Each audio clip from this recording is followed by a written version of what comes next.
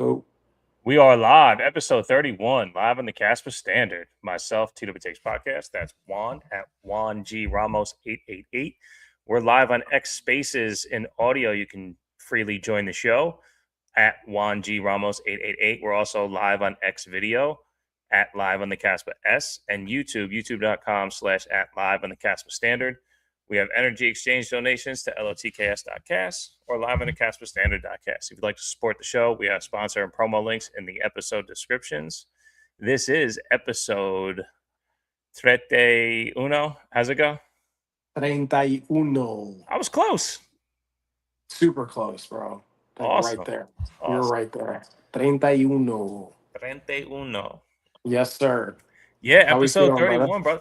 Dude, we're at the ebb and the flow of the frequency today. You had a character building day. I kind of, checked some things off the list, and that's life, bro. It was the voice note I sent to you yesterday. We've been trying to catch a vibe all week, and then in the middle of the voice note I sent you, our pet hawk, as I call him, lands on my fence, and I just see the beauty in life. And I'm like, you know what? Yeah. This words back and forth where we're trying to click. Look at life. Look at life. That's what you gotta do. That's what you gotta do. So I had a pretty solid day. I'm looking forward to tomorrow, which is something that I haven't said in a very long time, because it's about being present, and I'm so happy we're doing the show today, and I just know that this next phase of things that I can get done tomorrow is really going to take the rental property into the final phases. So I'm just super excited. So I'm here to be a reflection and add some of my energy from here to you. And beautiful. Yeah, man. It. Yeah, we need it, bro. If you guys can see on video, it looks like Juan's the one with the cocktail this week. It's a little lion's mane mushroom. Yeah. So how's all that work? Because it looks like a nice tequila cocktail, and now you're making. I mean, it tastes like a cocktail, but I think I shared with you, like I went a little over 500 days from like the end of 2023 to middle 2025. Just wanted to see what it was like not to have any alcohol. Not that I did that on my own, right? Like nothing. I don't think I ever really had a problem with it. Not drinks. I wanted to change my relationship with it. It always been something that I would throw back when, I was in good company, right? So that's what it is. Then I started trying other like alternatives. So this is just a little lion's mane, little mushroom cocktail, I guess. It's got a little spice to it too. And we were talking about whiskeys and bourbons last week, so I'm like, yeah, let's do this. So here we are. Yes, send me a link. I'd love to try it. I've heard a lot of the neurological benefits of lion's mane, and for those who don't know, what does something like that do for you? That lion's mane cocktail you have? No, man, it's just like anything. I think probably more so the placebo effect than anything, man. That's what I've realized with a lot of things. It just for me, it's just like having a nice little drink, hanging out here with my boys. We talked about it a little bit. I don't know if it was last week or the week before, but I'm like, yeah, I'm gonna do that up today. Like obviously I'm doing sales and this business, and I've had a lot of success, man. Like I've taken off here over the past month specifically. And there's ebbs and flows of that, right? Like anybody, I know Buffalo talks about, like he's a sales guy, and you gotta ride the peaks and the valleys, So I keep pretty even kill as it is. And I track everything, I look at everything. So today was just like, it was an over day, and I rarely go over. And I've had days where it's like, shit, okay, when are they gonna say no? But today it was like every little thing, and all I can do when I show up, right, is just serve up the best of me and what I have to offer. And sometimes it isn't a match, man. So it just brings me back to humility. I always feel like I'm right where I am. And I'm at a point too where when I'm doing it and presenting and trying to help somebody out, that's truly where I'm coming from. So I self-analyze at the end of calls, but I don't beat myself up. I'm like, all right. So I kind of play the whole thing back to me. I'm like, all right, yeah, that I did the best I could there. It just wasn't a match. It didn't work out. So just, like I said, I call these character building days. That's what I call them. So that's all it is, right? It's just, that's what it is. And then I celebrate, there's a bunch of other people that had a ton of success today. And I celebrate my boys and, Hell yeah. and ladies, right? So I celebrate people no matter what, man, because it's not about me. So yeah, man, we're here. We're here. We outside. We outside, bro. Hell yeah. Hell yeah. No, I think you're right. The placebo effect thing is so real, man. Because a lot of people, and specifically what your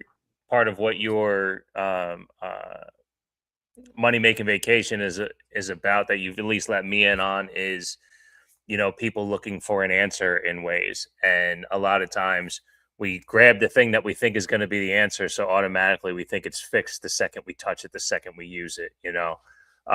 Like, again, shouts to Neo, right? Better Melts, get bettermelts.com, promo code LOTKS, 50% off.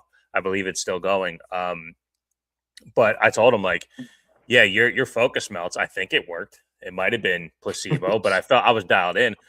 The dream melts put me out.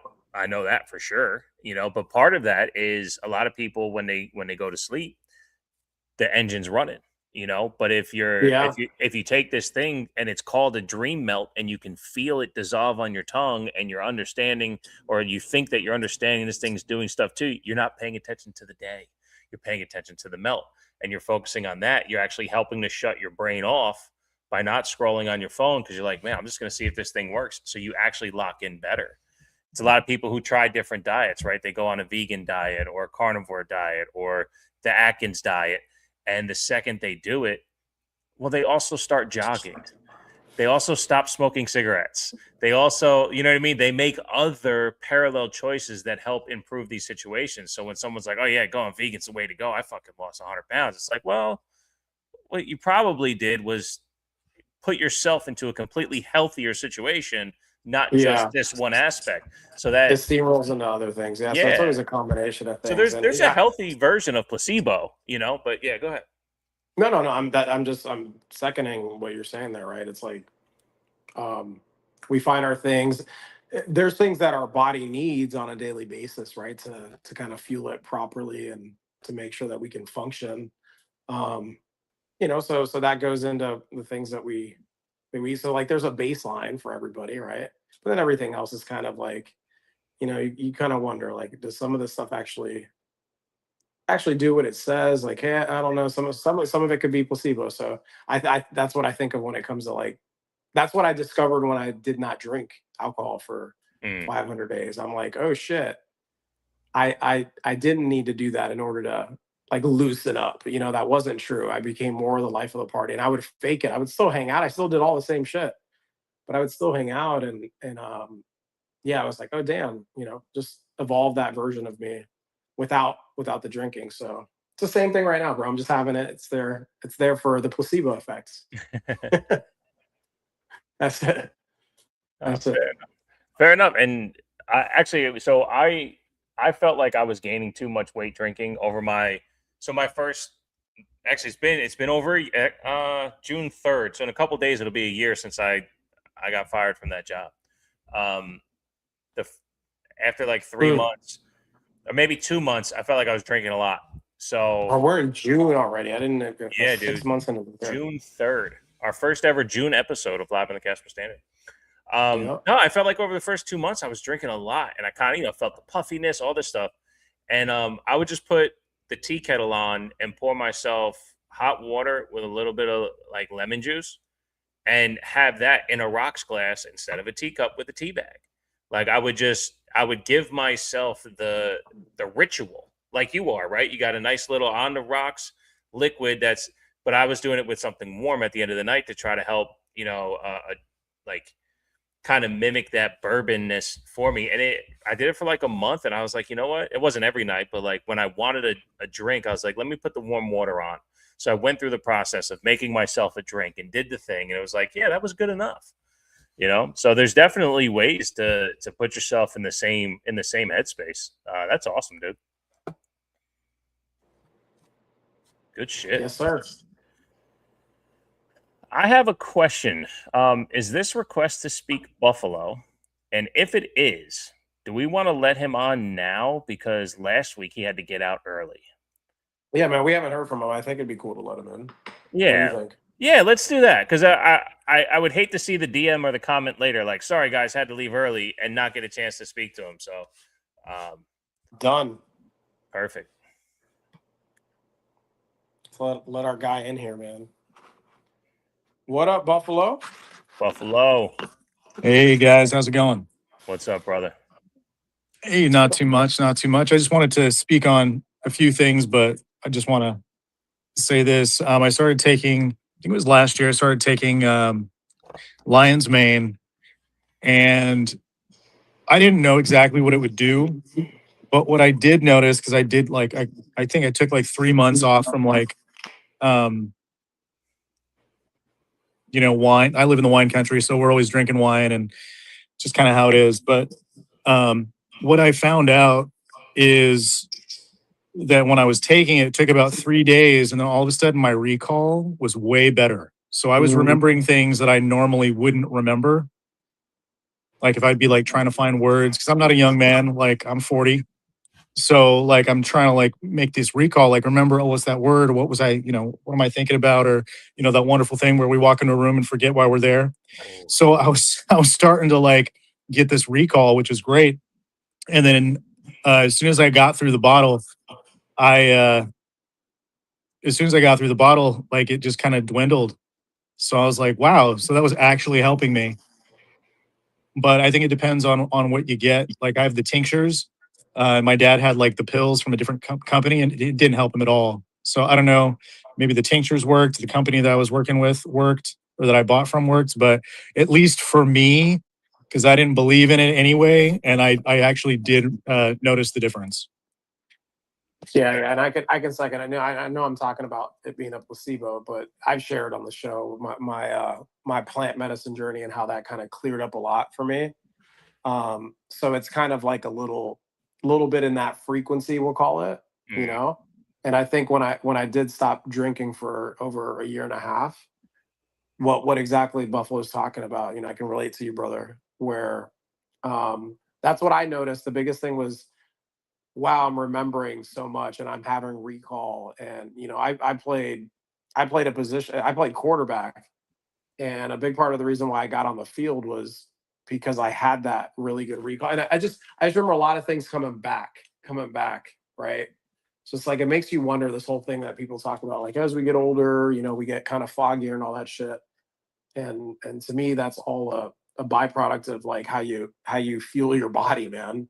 So obviously getting fit, um, being more conscious of what I put in the body. And I've done a handful of fasts, like water fast. And those were impossible for me years ago. I think the last one I did was probably 4 months ago. And I don't even get hungry. I get more connected to myself, and call it to God or whatever you want to call it. Yeah, so that's definitely a beautiful byproduct of it. It's just like it clears up so much. And that's what it feels like, right? It does feel like having a drink, but I'm with Buffalo. Keeps me on that frequency, no doubt. And it really does, man. It's kind of life changing, because you kind of have this attitude like, oh man, I'm tired, or I'm this, or I'm that, and it's like, okay, am I sleeping on time? Am I, you know, am I getting the everything that I need? Am I getting my omega 3s? Am I eating enough meat? Am I getting enough fruit or whatever? But it's kind of like that whole package, right? Like as soon as you start changing one thing and you change another, and then all of a sudden you see all these benefits. But yeah, no, it's all I'm saying is that stuff works. I went through a life cycle. They had a pretty good deal, and I got some of their tinctures, and I just got some for my dad so he can try it out. But it's really been helping me kind of stay focused, and my recall has been great. Yeah, It's beautiful, man. It's beautiful. That's awesome. Yeah, I tried a cognitive blend on Amazon, something with good reviews or whatever, and it didn't do the trick for me. So I'm always interested in stuff like that, because I have self-diagnosed traumatic brain shit. So like when I was 11, for those on video, I got a scar on the top of my head. I was sleigh riding down a big hill and I went head first into a brick monument. Separated 3 vertebrae in my neck. God damn. Yeah, it was crazy. There was only one family there, and I would love to know what they were thinking when I hit, because they were at the top of the hill when I jumped.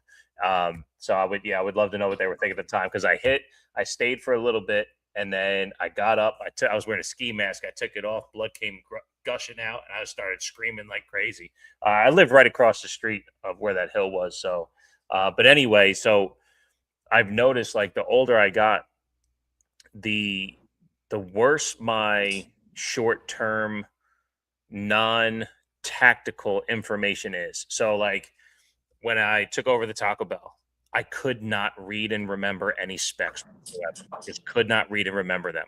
I mean, for a week, I'm reading, I'm remembering, I'm giving myself self-tests, all this stuff. And I would go to do the test on the computer and I can't remember it.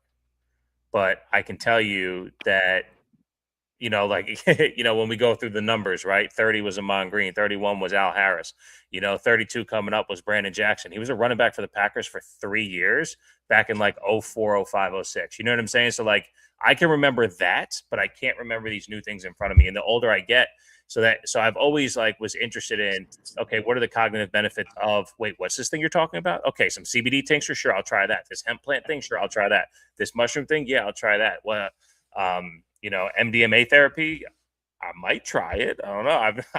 I'm not really down for, drugs that take me out of my control. But if it's under the guidance of a shaman, if you will, would I get myself taken care of? I'd fucking love to. So I've always been interested in stuff like this. I just, I'm very careful of, listening to Dr. Rogan, if you will, and deciding on what I'm going to try and what not to try, but I'm always curious.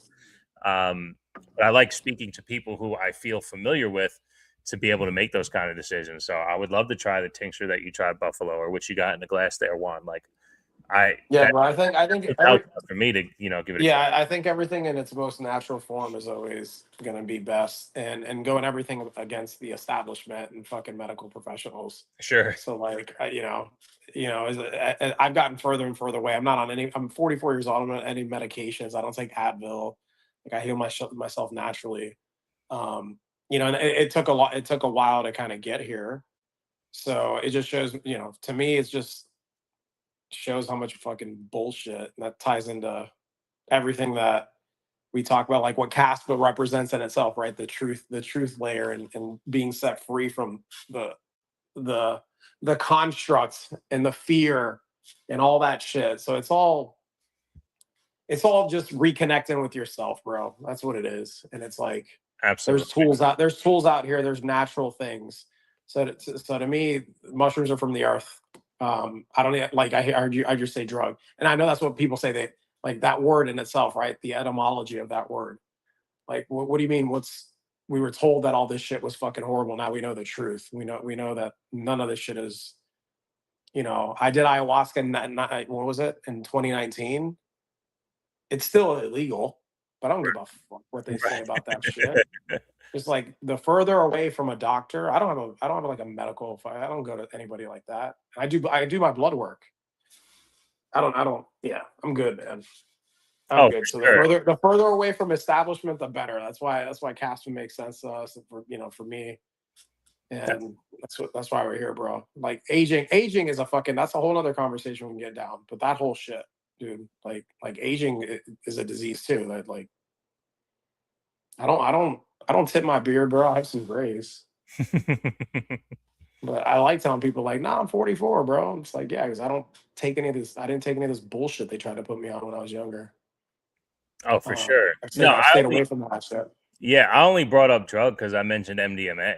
Oh no, I know. Well, that's what I'm talking about. What I'm Yeah. talking about. Like, is it like? But that word has that connotation to it, right? Yeah. That's all I'm saying. I'm like, I know you brought it up in a way where you weren't like, talking about it in that way. That's definitely one thing I found out too. Like, so when I was 31, I had my last back surgery. It was a spinal fusion, 2 rods, 4 screws in the back, a butterfly and 4 screws in the front. They had to cut me open, move some stuff on the front side to screw into the back, into the front side of the vertebrae, and they had to cut me open in the back. Now, I had 2 back surgeries when I was 19. One was a microdiscectomy, and the other one was a clean out for an infection. They had to put me under both times, so I count them as 2 surgeries. Anyway, when I was 19, I took all the pills they gave me, and I had the worst headaches. I was always dehydrated. The second I was done taking them, I kept going like this. And I was like, Mom, like my nose is itching like crazy. She's like, yeah, you're going through withdrawal.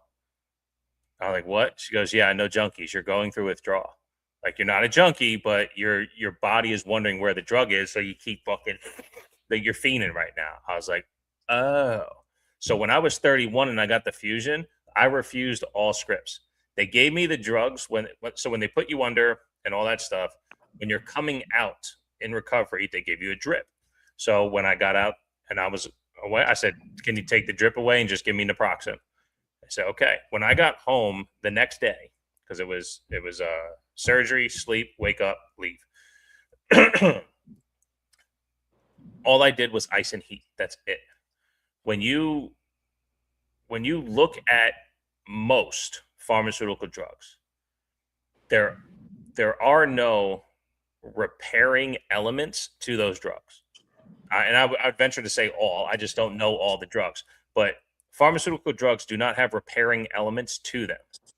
Okay? So there's just mass symptoms, bro. Like, yeah. So none of them get to the root cause of what exactly. of anything. So what I realized is, to get the pain to go away, I needed to either calm the swelling or increase blood flow.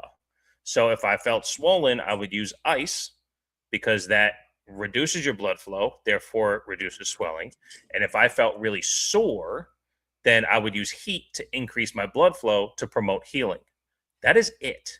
So I recovered from a spinal fusion with just ice and heat, because that's all my body needed. If I took Percocets or Vicodin or whatever, yes, my pain receptors would have been dulled, but I would not have been repairing my body.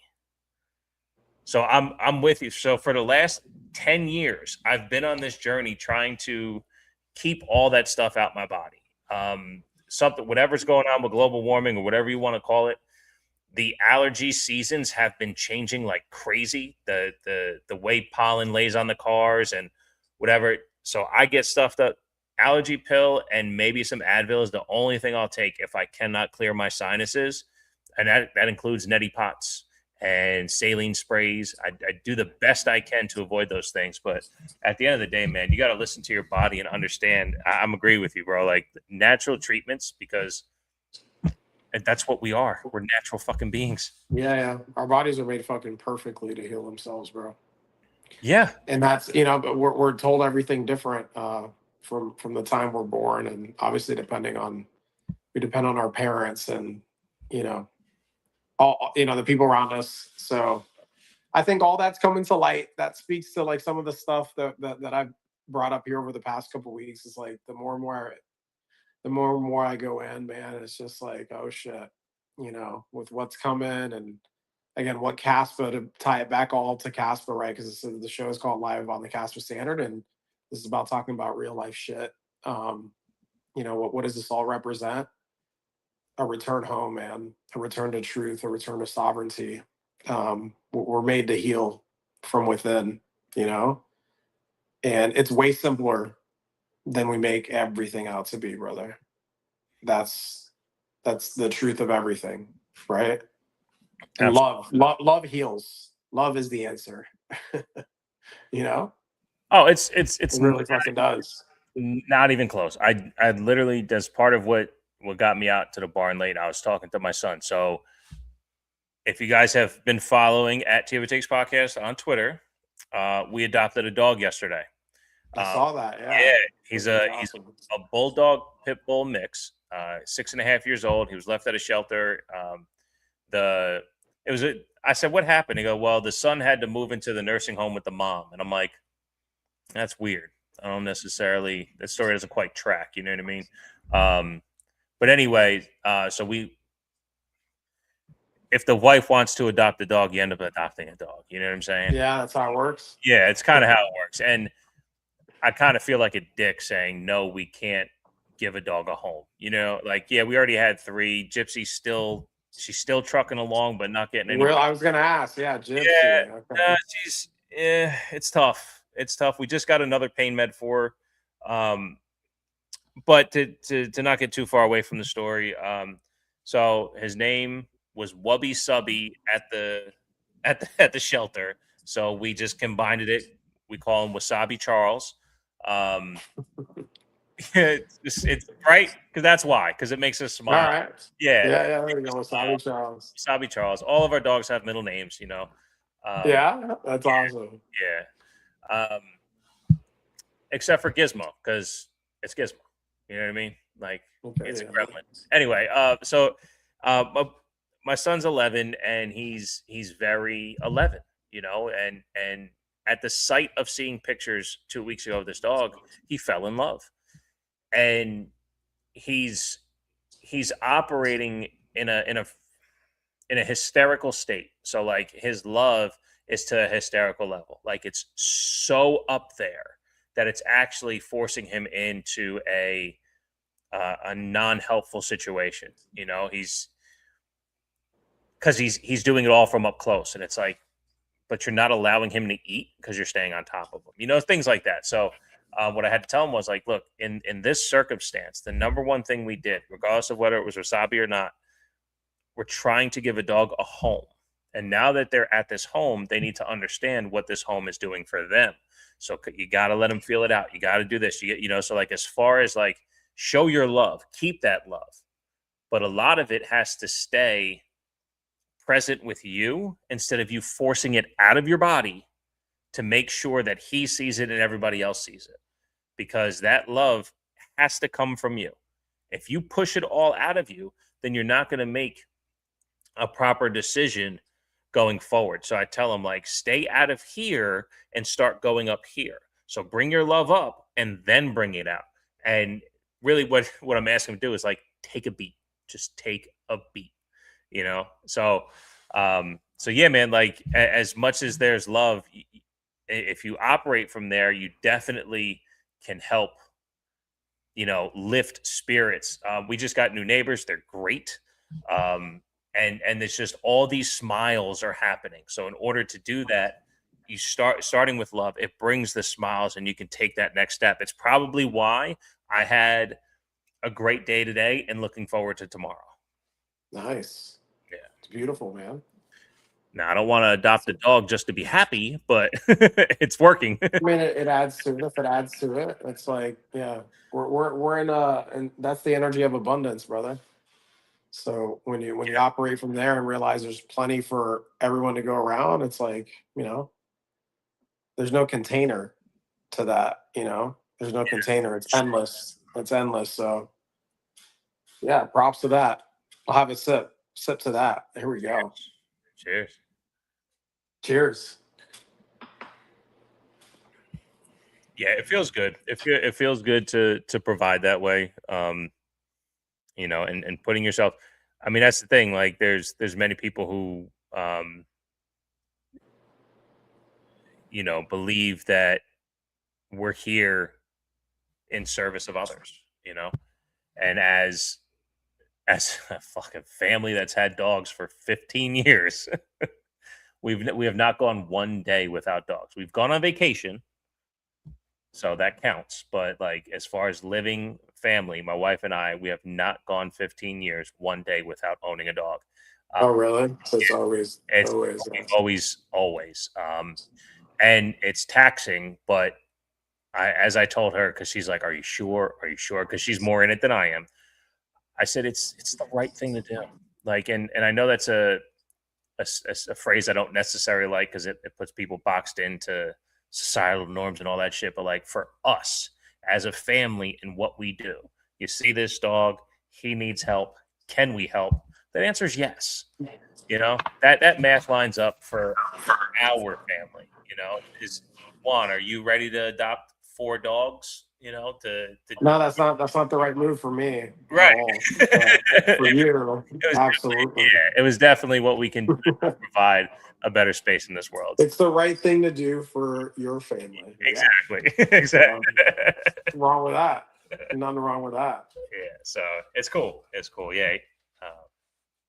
Yeah, and it's you know, we have to do that. We need to find our ways to serve the community. You know, that's part of what we do this show. And again, shouts to all you guys who have ever said it, man, providing this frequency for the community. I mean, yeah, this is, as much as there's energy exchange, it starts with, you know, what service can we help provide in this Kaspa community, and operating at this frequency, and being truth seekers, and finding our way to broadcast, to build community. I mean, again, that's staying in that positivity. I'm actually like pretty grateful for it. You know, I'm pretty grateful for it. Where's the pulse of things, brother? Like, what do you, you know, so I saw that there was I think I shared with you earlier, I saw like some spaces earlier by, you know, somebody that we talked about this before we got on the show, but I think his name is Travel Lad. He's got like a big following, and he had Seb was on that, Chris, like I saw Gonzo, everybody jumped in there. Wow. Wolfie, you know, I think I jumped in there for a minute too. Yeah. So you know, Buffalo, everybody was in there. So I don't know how you gathered that crowd, but it was beautiful. It was great to see that. And he talked about like he was going to run a space. The space is 2 times a week. You know, we've obviously been here for a minute. We're newer. I think he's been on X for quite some time. You know, so. And we don't, like, I don't really follow a lot of, I mean, I don't even follow the devs. I don't follow like Jonathan or Michael. I don't. So I don't know what's always going on within all the, you know, I think I shared last week, I didn't even know the price of Kaspa. I know that it dipped because I know everything dipped. It's all, but we don't really talk about any of that stuff because we see beyond that construct of the numbers. And, you know, we're here for more of the deeper seated, rooted conversation that maybe most people aren't really ready for just yet. And, you know, we talk about like this technology being a signal to like where we got to focus our attention and where we got to look, because, you know, we talk about it so many fucking times. It's one of the themes within this space in general, not just within Kaspa, but it's like the cracks are leaking in the system. And what are the solutions, man? And those of us that are here see the core of this protocol being so solid and being something that can be the answer to free us all. I mean, that's how I see it, you know? So yeah, I mean, obviously what sorry, no, I think maybe that's where we're sitting, is that we're so content with truth that these things like Takata coming up, I believe there was a date announced again on when, I don't remember the date because that's irrelevant to me. But maybe that's part of the hiccup of, you know, I mean, well, look, that guy he has 240,000 followers. I just looked it up. That's what it is. Yeah. I was like, damn, there's a lot. Yeah, that's part of it. But also, well, he followed me. That's how I knew about, like, I was like, oh, who's this guy? Yeah. Yeah. Go ahead, Buffalo. You got your hand up? Yeah, I just wanted to speak to this. This is the first time this has ever happened to me. I mean, I don't win things. That's not usually how it works. Unless I'm at the casino, then I'm gonna win something, you know. but yeah, trades, I actually trades, bro.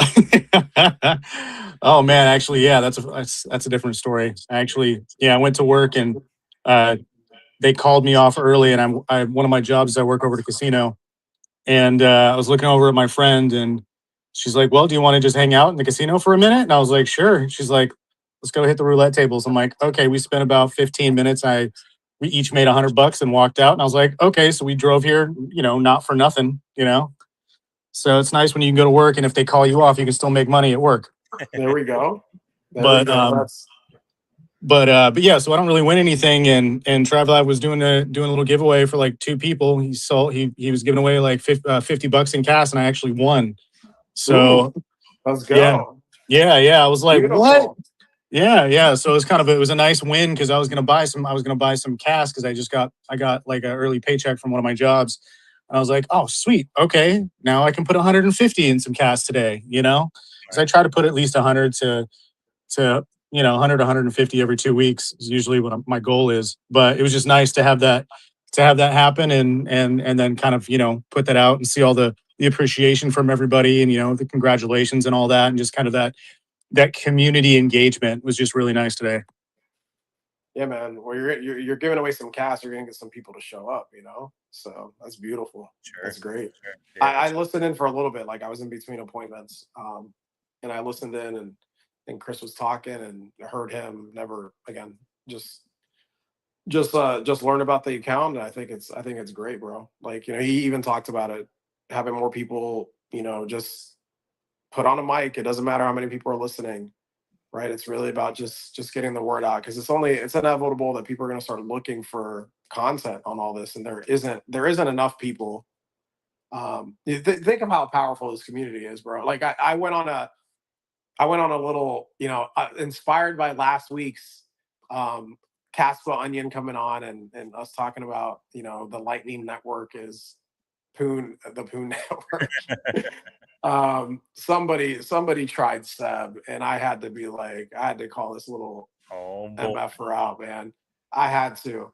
So I was just jabbing, and like he just said some shit to Seb, and then he responded to me, and I was like, bro, I'm not even gonna go. I'm not gonna waste any. I'm like, handle my light work, and 15 other fucking people showed up, and that just shows the power of the community. I just tagged Onion. I tagged who else did I tag? Onion, Bert. Bert got in there, was being funny about it. But it's all. I even said it to the guy, bro. Like it literally, for me, it comes from a place like I don't hate. They can hate all they want. Have it fucking be that serious for them. But I thought that was a beautiful. That shows what happens in this community. It's what we've experienced, right? Ever since the debates last July. We're coming up on a year of that, bro. So 11 months, introducing ourselves to the community. And yeah, man, we say this, but it's the truth. Like we're so early to all this. It's still materializing itself. It's still playing it out.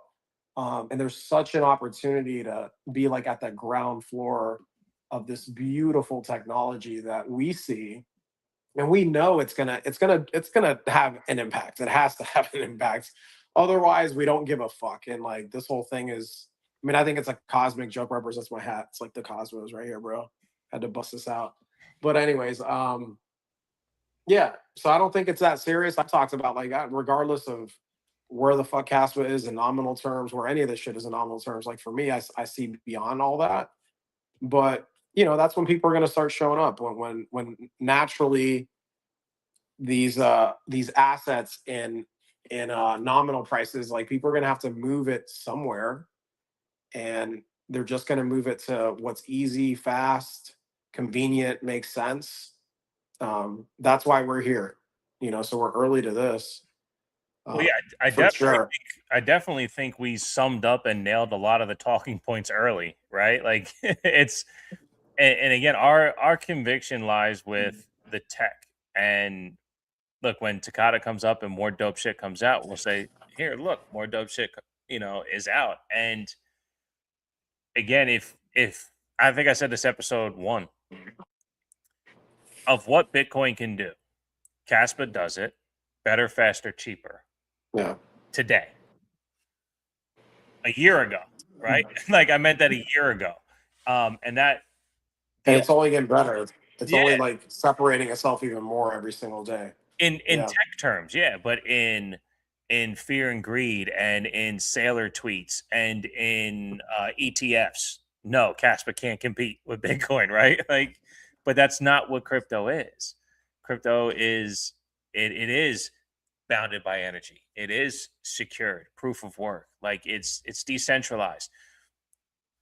Kaspa's all those things and more. It, like again, it's so fucking hysterical how the trilemma conversation doesn't exist anymore, right? Oh, but no one saw the trilemma. Nobody puts that out anymore because the answer is Kaspa. And now the trilemma solving isn't a thing because something did it. So therefore, Bitcoin doesn't have to because it's not a flaw anymore because it happened. You know what I mean? It's just so fucking dumb. Like, why can't Bitcoin go out and solve the trilemma for themselves? Make the technological adjustments to solve your trilemma. No, Kaspa did it, and now nobody brings it up. So Bitcoin isn't superior because no one can. Well, Kaspa did, and that's where my conviction lies. Is that adoption comes, and these shows will do it. Our show, Monday's blockchain banter, Tuesday's blockchain banter, travel. What's his name? Travel Lad, I think. Travel Ed, yeah, the guy from earlier who said he might do 2 a week. Yeah, these shows are going to add to the adoption. Like you said, months ago, Juan, this show being medicine, the idea, David Bayer, like everything's always the present. So when somebody listens to this episode, they're not, even if they don't listen to it on June 3rd, 2026, and they listen to it on June 3rd, 2028, they're listening to it in the present. Yep. Because nothing changes. Yeah, the conversations in terms. Yeah, the conversations exist in the present. Yeah, that's what I say. Like, whenever you're trying to explain, convince, sell, you're fucking already losing, and that's the plot of so many of these other things and why shit falls apart.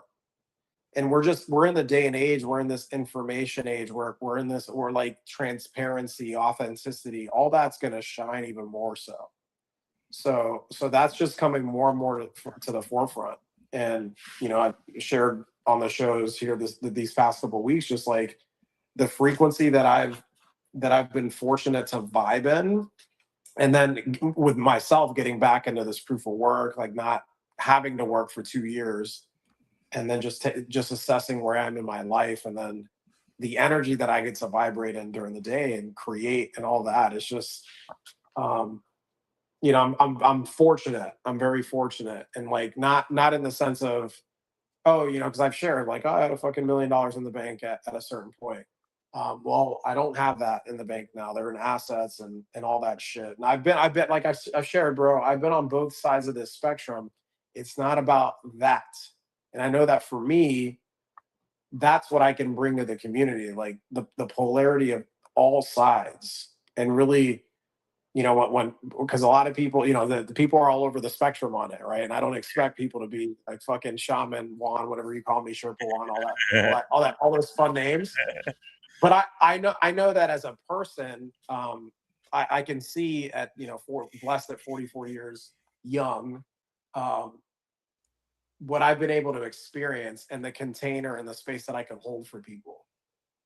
That's really where I see myself. So it's like I'm gonna fucking get in there and defend my boys if someone's calling them a retard, right? And like point the finger back at the real retard. And I'm gonna do it with some love, some tenderness and love, and call that shit out, because that's love in itself, right? When you're not allowing the fucking bullshit and the lies to persist, So, I don't have to explain myself. I don't have to fucking sit here and defend anything. I'm just going to speak in truth, and I'll reflect back to you if you're being the fucking moron, because there is that. there is people being idiots. It's not this whole, no, part of fucking operating in love is like standing up to some real shit and telling the fucking truth, and there is a baseline for truth, man. Truth is like, you don't have to explain it. You just kind of know it when it's there, right? And if there's fucking confusion and all this other bullshit, and you're trying to throw word salads and confuse people, or fucking throw hate and shade, and there's some of that fucking in the core devs. I'm not even going to mention any names, but we know that. So when you see that, it's like all you can do is point and laugh at it, man. It's fucking, it's like fear mongering and talking about this shit and that shit, and oh my God, we better watch out. That's not the way either. That just isn't, like people have to come on their time, and people will, because you have no fucking choice. Like you have to go towards the truth, so, or else you're going to keep fucking suffering. So I'll be an example of what it's like not to suffer and be chill, throw back my fucking lion's mane. And no matter how much money's in my bank account, like I'm going to be doing this on Wednesdays We're going to be chilling. Bishop and I are going to go back and forth on our voice notes, be at it with each other, because we do that too. Oh, And then we're going to be here. We're going to reset. We're going to do it all over again, bro. Like this is it. You know, we're gonna adopt some dogs. I'm going to take my boy to more football games this fall. Like, it ain't that serious, bro. it's Like what la vida no es tan seria, brother. La vida no es tan seria. Life ain't that serious. That's what I said. For those of you that don't speak Spanish.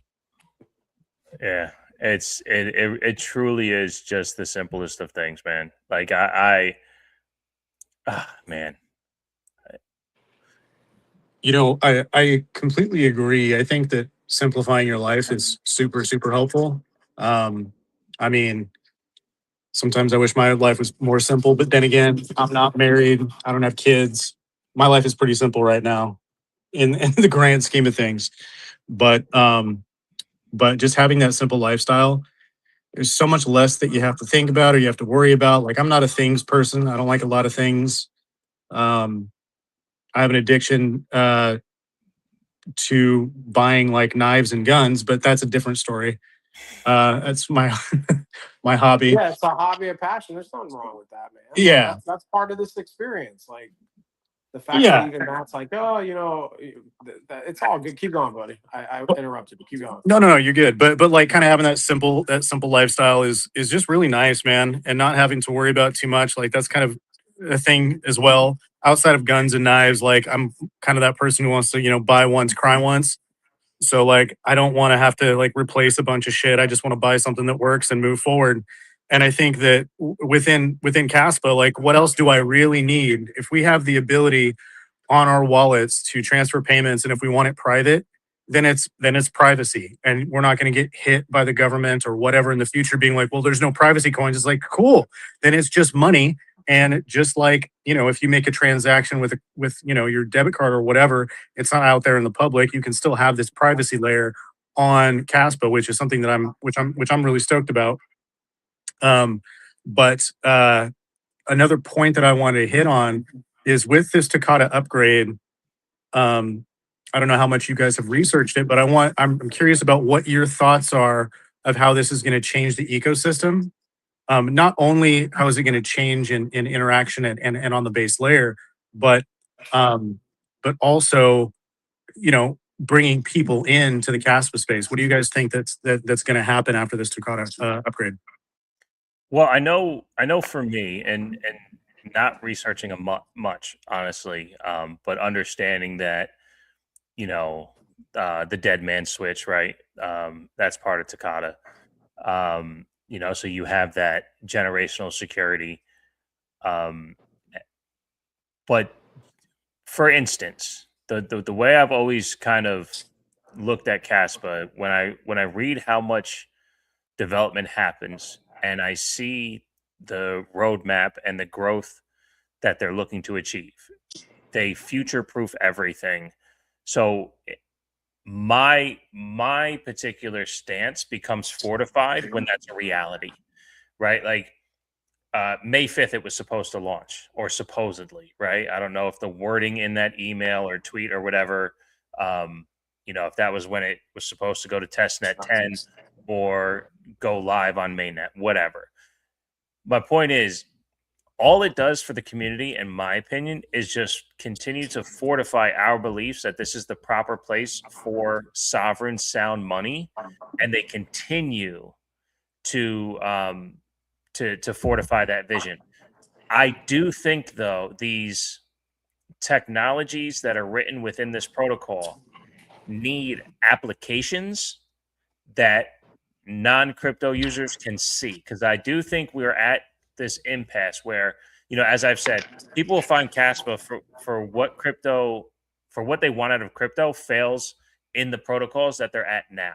So when Solana fails for what that person wants, they'll end up finding Kaspa.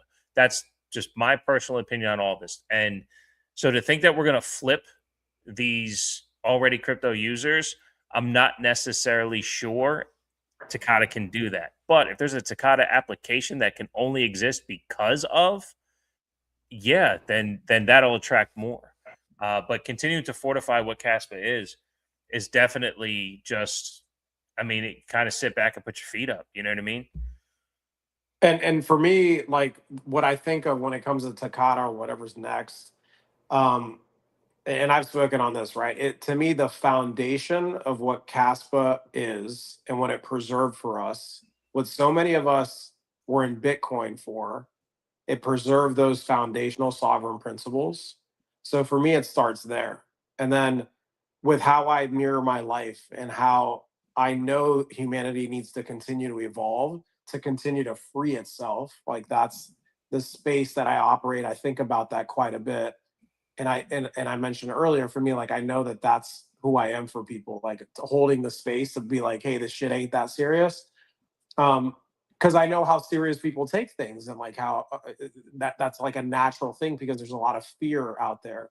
So like when I think about like what it means to continue to evolve a protocol that has such a solid foundation, it naturally is going to bring more things in it. Because like what is Takata gonna specifically do? It's gonna bring program. It's gonna be able to programmable money, right? Like Crescendo upgraded the blocks per second, and now we're going to have like just taking a look at some of the things that it's going to do. So it's going to enable covenants on layer 1. It's going to bring that programmability. It's going to add the ZK infrastructure. It sets about a foundation for the ZK apps. Okay. It's going to again, like what do we need to continue to free ourselves? That's the beauty of this ecosystem, of this protocol. I've shared on it, like for when people talk about end game, I think we need to shift that more to the infinite game. Because what have I brought up about like my experience here recently is understanding that like I know we're infinite souls. I know this is an experience as a human that I'm having, and I came here to remember. And I know that for each and every one of you, you guys all may be where you are with it. But to me, that's a knowing. Like I don't question that. So to me, why does casting make sense? Why is it it's a noun to an idea that we need to continue to free ourselves up. So the possibilities with that and what can come with it, right? There's so many little things, but to me, there's just again, it goes back to there's no fear. Like I don't I just see this ecosystem being so parallel with what we need to continue to free ourselves, bro. So that's what it signifies for me. And what's your perspective, Buffalo? Yes, sir. I'd love to hear that. I do. Yeah. Yeah, I do believe you have an answer to your own question. Yeah. No, thank you for breaking that down for me. I think it's a big step. I think Takata is a big step, especially for ZK proofs. And I mean, this is not a a dag night step, but we're getting there. And it's another step for Kaspa, but it's a big step for the community keeping their convictions. And when the devs and the people building have the roadmap and they actually follow through with it, it's such a nice thing because there's plenty of coins out there that talk a lot of big ups or we're going to do this or we're going to do that, and they don't follow through. So we're just seeing this follow through, which is going to increase conviction, which I think is huge. And the ZK proofs is a great step. I'm stoked on that. Like you mentioned, the kill switch is really rad. I really like that. But I mean, we're just they're designing the best money in human history, and that's kind of how I'm looking at it. Of course, there's ups and downs. There's positives and negatives. But if we're going to talk about you know, in our landscape, in our technological landscape, this is the best money we can have. And we keep it on a layer of truth. And this can be verified without human implication, without human beings fucking it up. Is really, really, really cool. It's really cool because, we're people are, I'm not going to say everybody, but a lot of people are inherently greedy. And this gives this safeguard that I think is really, really rad. But yeah, I think it's just another step. And I think that I'm looking forward to Block Dag. I'm looking forward, or not Block Dag. I'm looking forward to Dag Night and VProgs, and it's going to be such a wild change for that to be on a proof of work network. It's going to be like I don't see anything else being more valuable than that in the crypto space, and we are so fortunate to have such a great community. And I don't want to lose that when we have all these people come in. But I think that it'll be our responsibility, like this podcast that you guys do, and you're on 31 now, is to kind of help shape the culture, because we have a lot of people that come in that want to make a quick buck or whatever, and that's fine. But this is a truth layer, and that's what this is about. It's really, for me, it's always been about truth and dignity for ourselves and with each other. So it's nice to be able to be in a position where we can kind of lay the landscape of the culture, and I'm really stoked on it. No, It's beautiful put, bro. I love that. That's so good. And when both of you guys were speaking, the word that popped in my head was immutability. One of the things, Buffalo, again, as you were speaking, people are not just greedy; they're also fallible. And this immutability that Kaspa is creating is allowing fallibility to decrease. Nothing. The word perfect is crazy, right? Like the word perfect is absolutely nuts. So for anyone to say that Kaspa, Bitcoin, whatever is gonna be perfect money, it's crazy. But by decreasing the fallibility, again, what came up for me, part of my memory and things, Takata is further bringing these other chains' abilities to have layer 2s to the layer 1 of Kaspa, right? It's creating the immutability with the ZK proofs on layer 1. When VProgs do come to Kaspa, it will be on layer 1. It will not be, it'll be immutable to layer 1. While I do believe acting off chain, but the immutability stays. And that's the thing where these scam coins come from. There's so much fallibility and greed. The more Kaspa continues to harness its layer 10, to fucking vibe itself out into this more perfect version, it will continue to prove immutability within the crypto space. That yes, Buffalo, people will come and go, wait a second, I can't get fucked over on that. Yeah, it's going to be great. You said layer 10. You meant level.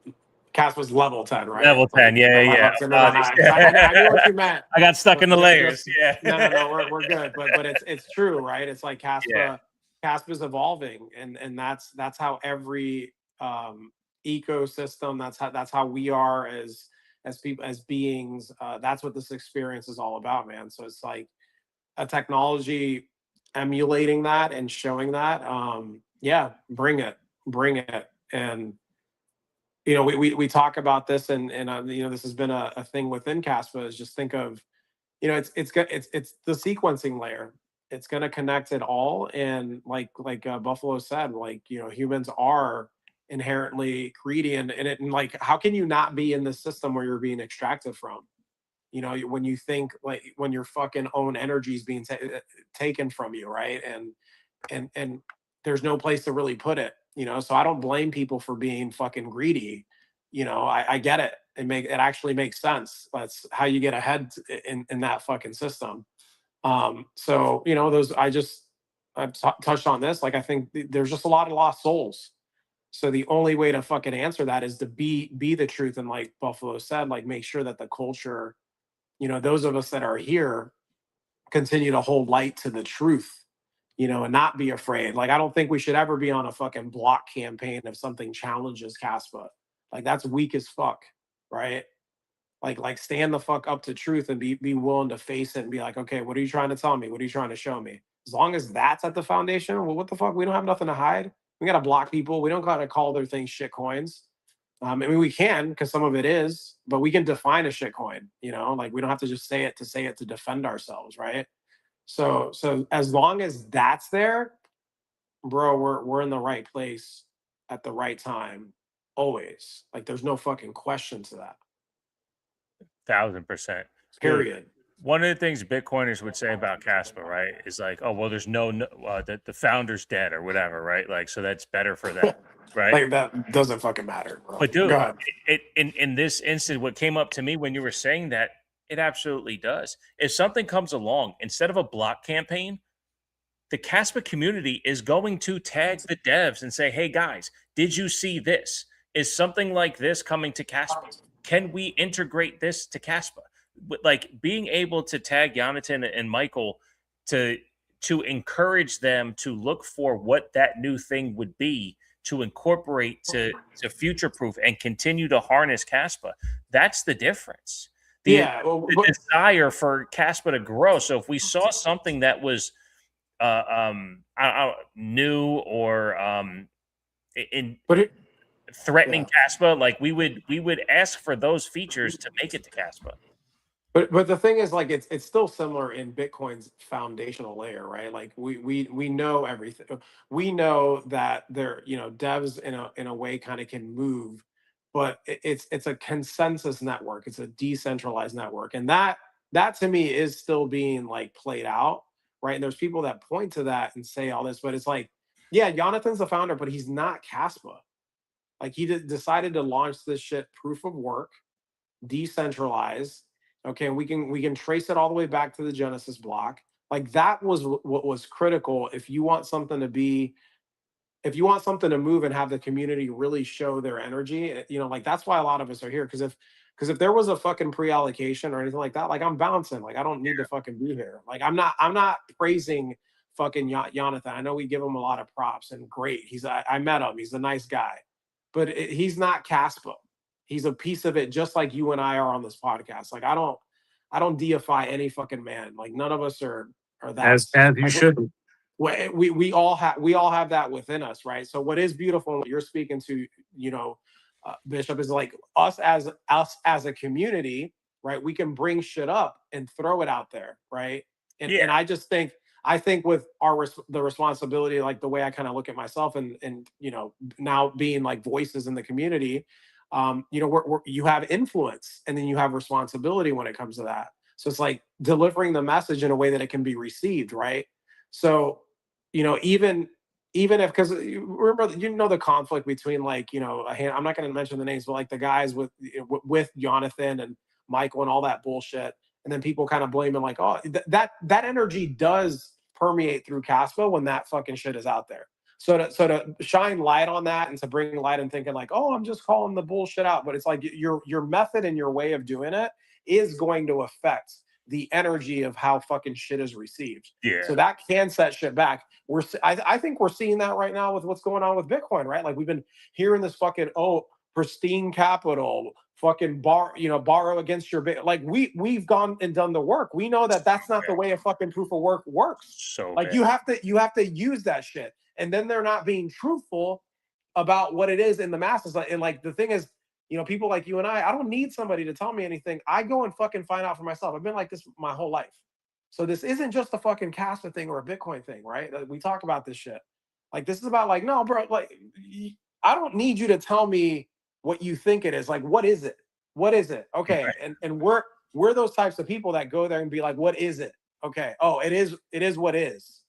All right, well, let's talk about this. And then when you get blocking, like literally fucking people blocking me that I've met in person, that's a bitch ass move, bro. Like, bro, that's wild. To all them little motherfuckers, if they hear this shit, like you're little bitches, bro. And I'll show up with love and talk to you if you ever want to do it again. But if you have to block me because like we're asking a question, thank you for showing me your colors and what you're trying to hide, because you're trying to hide something. Like you're hiding something if you got to go there. Period. Yeah, I've never fucking blocked a soul, not anybody, ever on this bitch, right? Because I've done the work to be like, no, there's nothing you can tell me, because there's nothing to hide over here, bro. And to me, this protocol right now represents that. Period. End of discussion. Absolutely. And again, why I fell in love with this community. It is just straight up truth seeking, and the truth is what immutability is. There's There is no debating. It's just truth. You don't have to. You don't have to say nothing, bro. Like, we don't have to say nothing. Like, when you're in truth, you're just in that shit. You're in the frequency. It's like, okay, cool. There's like telepathy going around, bro. Right? Yeah. Like, And I'm thinking of when they did the gold theft and how they all became IOUs. You know what I mean? Like, here's your greenbacks for your gold. That's literally what they're doing with Bitcoin right now. And 100%.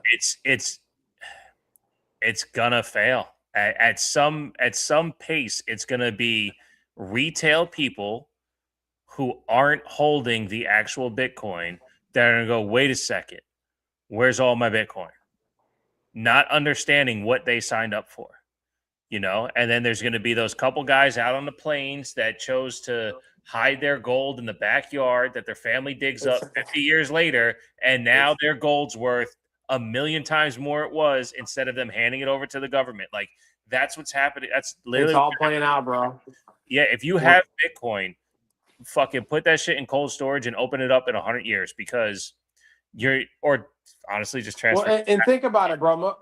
And think about it. Most people don't even have Bitcoin. Like, I have a buddy who's doing super well in life, but he's got like ETFs and shit like that, and he doesn't fucking get it. And he loves Sailor, and he sends me messages, and he's like, So I did look at the price. I'm like, oh shit, Bitcoin fucking dipped, everything dipped. I saw that because he sent me a message, and he's like, oh, he's doing it because Sailor sold like 32 fucking Bitcoin. The guy that said never fucking sell your Bitcoin sold it, and then he's gonna make an excuse as to why he sold it.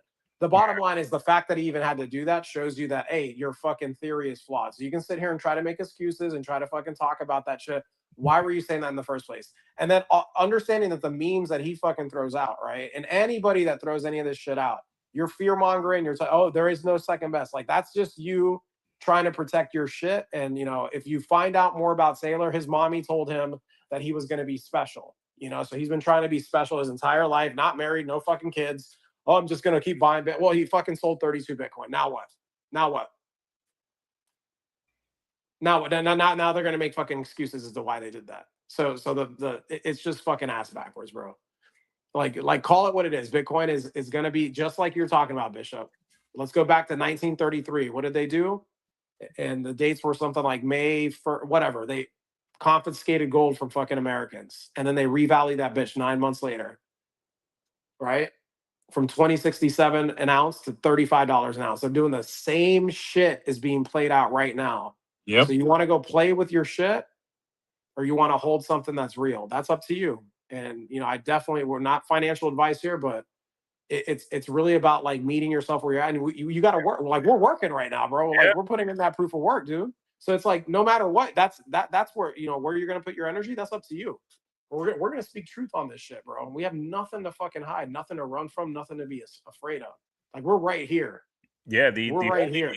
Only advice that, like, I know I just joked for a second, but like, if you still believe in the foundational principles of Bitcoin, and it's important to you to have it, just cold storage it, and that's it.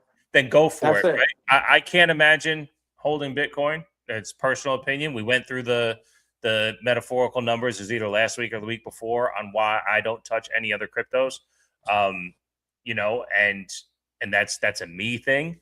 But yeah, I mean, I'm doing it now. I have, I would say 60% of my total crypto holdings in cold storage, just because I like figuring out what I'm going to do. Like, okay, if I need to take some of my crypto and put it back in a USD for life reasons, I'd rather do that from an exchange than my cold storage. That's just how I'm operating.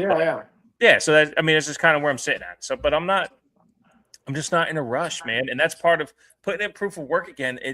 This mental sovereignty journey that I've been going on, it started a year ago, meeting you about 11 months ago, having our conversation about 9 months ago, and just going, oh, okay. Let me, like we're talking about with diets, sovereignty wise, I took all the bullshit away. I'm going to detach everything from the system that I can. I emptied my 401k. I stopped looking for jobs. I cut down as many bills as possible. And I'm doing this thing where I don't need shit. I love that, bro. I love it, brother. Hell yeah. Yeah, but come February, I got kicked in the dick. But Yeah, that's part of it. Something I was going to mention to Buffalo when he was speaking on his journey. When you strip away all these things and you lay your foundation, you then can build on top of it properly. So now that I've stripped away all that bullshit, would I choose to re-enter a fucking new dog? Fucking, I love him. He actually slept with me last night on the couch. He would not stop jumping on the couch, and he's big. I'll send you a picture.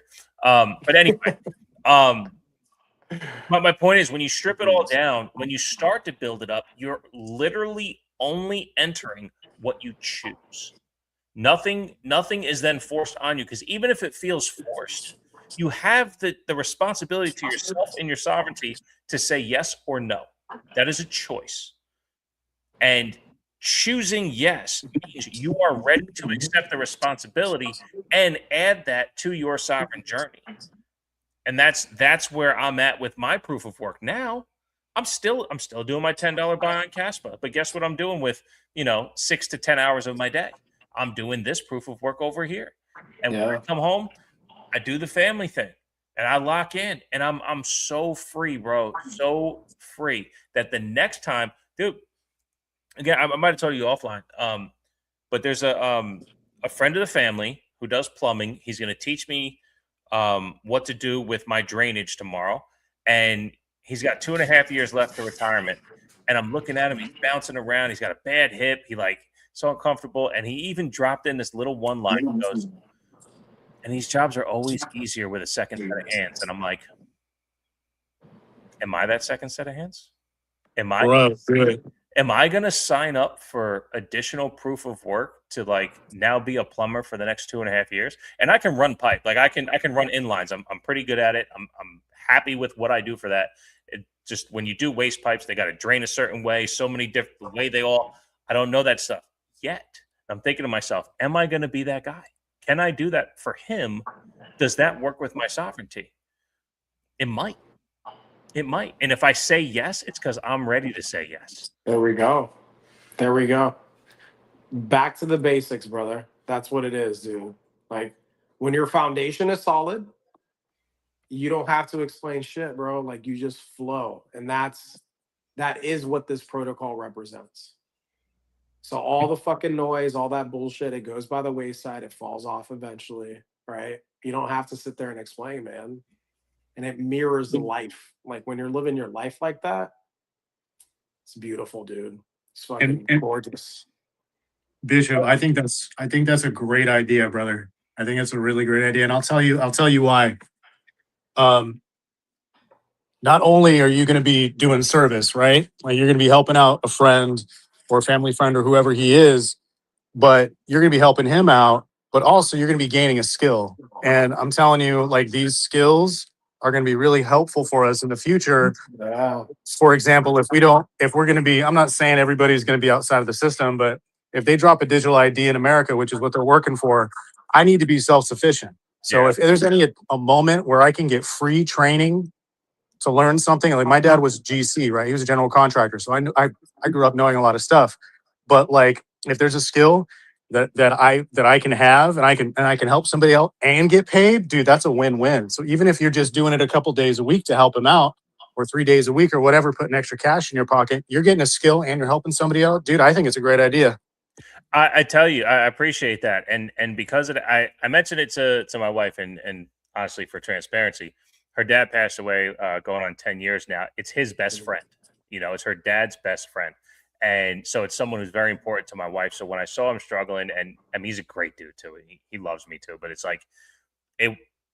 to what you just said, Buffalo, I actually entered that thought and I wasn't even thinking about me. And that's beautiful, dude. That's the way it should be, man. That's the way it should be. That's bro, that's oh my God. Yeah, it actually, yeah. I know you're feeling it right now. But when that's beautiful, dude. And that's fucking right there, bro. That's life right there. That's what it's about. That's presence. That's service. What more do you need? What more do you need? Everything else is taken care of when that's how you operate, bro. I love that. and Bishop, I mean, and I agree with you, Juan, like 110%. I mean, that's what life's about is for us to help each other, right? To help the community. Um, and if he's, if he's done in 2.5 years and he's like, I could sell my business or I could just give it to you. And now you have the contacts. And if you want to do that, you can do that, In It's Buffalo, just, I remember you bringing this up like many episodes ago, but you brought something like this up about like how we, talking about Yeah. trade working and like, us again, to me, it's like I think of going back to our essence, like the basics, all these, thinking of what the AIs are doing, like taking away these fucking jobs that are, to me, like fake jobs, right? And yep. AI is bringing us all home, man. Like it literally is trying to free us and have us not do this bullshit that we don't really want to do, and then having us use our hands and our energy and giving and like being with each other again. So I remember you bringing something up like that. If Well, I'm not yeah, mistaken. yeah. I mean, and that's kind of what it is, right? I mean, even if because that's kind of the idea with the elites, from what I've experienced is, they don't need human beings if they have AI and they have robotics. It's best for them. I mean, depending on what side of the conspiracy aisle you stand on, it's best for them to have a smaller population. And from what I've seen, that's what they've been working on. I mean, our birth rates have gone down. Our um, our disease, the things that have been going up and becoming an issue, like they want a controlled population in the end, right? But if we can have our own space, our own area, and just give them the finger and tell them to fuck off, we're not going to play their game. Like, I mean, and we already have our own money. Like, I don't see. I mean, I just tell them to fuck off. Like, no, let's Yeah. have that community. Let's have growing our own food, helping each other. Like, I mean, that's the way human beings have been for thousands of years. This industrial civilization and this technical civilization hasn't been around very long. So, I mean, we're just getting back to the roots, and I'm here for it, man. I'm with you, bro. I'm with you. I see I, it. I completely agree, and something we've talked about on this show a couple times, how this well, Buffalo said it's all agree. This forced sense of community that we have, like getting back in touch. Actually, you guys brought that on blockchain banter beneath the surface when you and Kara were doing it. It was all that. And shouts to Kara because it was a lot of her, copper mesh hat, right? Not tinfoil, copper mesh. Tinfoil hat. Yeah. Yeah, because tin's actually conductive; it's not reflective. But but no, like a lot of that is rooted in truth. So it's like, yeah, as Buffalo's saying, like if you have these tactical trades and you have a Rosario Island, we can build whatever the fuck we want, and no one's going to touch us. How do we have that sovereignty? Actually, we have some Amish around here. There's an Amish market, and I'm just thinking about them, and I'm like, yeah. Who's going to continue to tell them what to do? Exactly. They tell themselves what to do, and they have for a while. They're in essence sovereign citizens. There is a few laws they do have to abide by, but when they don't pay into Social Security, they don't pay into Medicare. They do have to pay taxes, but their land use tax is not as high as others. And to Buffalo's point, when farming got too industrialized, they transferred into skilled trades. So as much as their shit used to truly revolve around farming, they built my barn. The one I circled you guys, the Amish built my barn. Really? Because there was a 14-year-old building the barn with these two adult men. Then one of the guys was like, hey, you see that kid? I said, yeah. How old do you think he is? 17, 18? Oh, he's only 14. This is his fifth barn he's built with us. I think he said in like the last 2 weeks. Like they frame it up in 3 days. They got the whole thing done in less than a week. Like they get after it, and it's no BS. You know what they did on break? They didn't sit on their phones because they don't have phones. They had a wind up satellite phone to get a hold of their Americanized contractor, because they subcontract the Amish, but someone who has a job or has a business, they come and they negotiate the contracts, and then the Amish come build it. So like, it's a win-win. you know, and it's beautiful. They built it sound as a mug. Like, it's just, dude, like, yeah. So being able to have these skills trade, it's going to do nothing but build community as well, not just tactile, but interpersonal, and getting out here and talking specifically on our show, you know, where we are a little bit behind on the nuance of this technology. We are speaking through Kaspa. Yeah, that's the truth, man. And I think it's super important, man, because we have to. It's good to have. It's a community that we have, but I mean, no one else is doing what you guys are doing, right? There was like, oh, let's talk about the tech or what's coming up new, which is fine. Like, it's good for us to know that, but it's like, okay, well, what are you gonna do with that? Like, as a human being, what are you gonna do? Like, where can we organize as a community and make goals or share goals with each other and be like, hey, like, this is what I want to accomplish with it.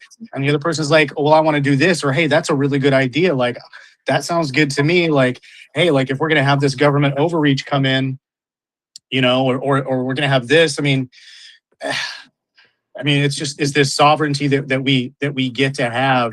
That is, it's just, you can't replace it, man. You can't replace it. Yeah, these conversations are important, man. So yeah, we do appreciate it. So yeah, people are gonna come looking for this. They're gonna come looking for these conversations. They're gonna be here, right? They're gonna be here. It'll be right in the present. Right there. Right in the present. Like they were talking about this shit. Oh shit. And they're gonna, you know, that's exactly how it's gonna go down. No doubt.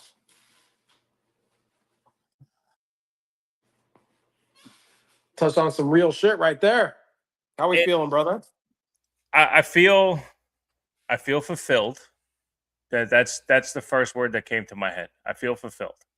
You know, I have a sense of overwhelmed, but I don't have any frenacity to me.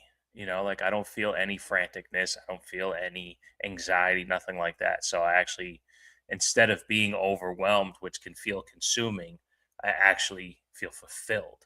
So it's not that, like, that's like level 10 shit right there. That's what that is.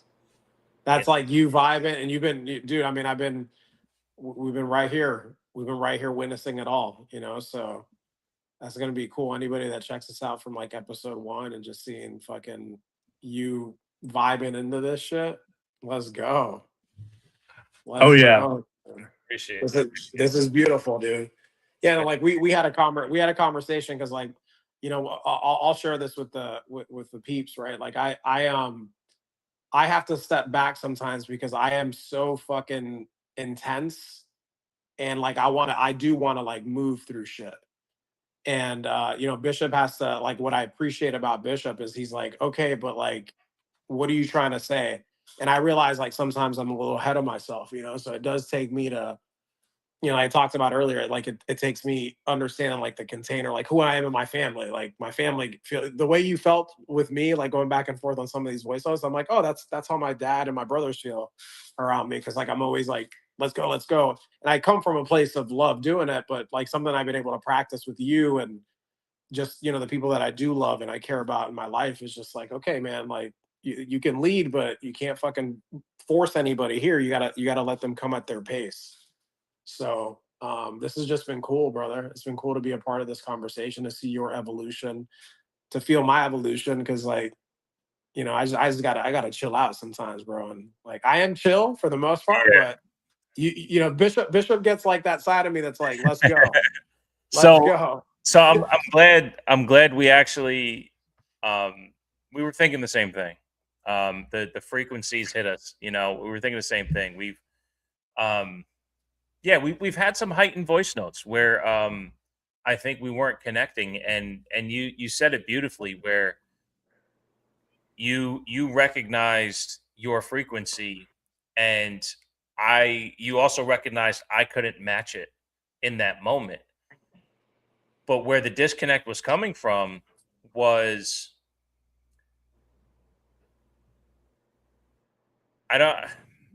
I don't. We'll just talk. We'll just talk. There was a moment where you were receiving that I was being defensive, and Right. I was actually trying to be inquisitive.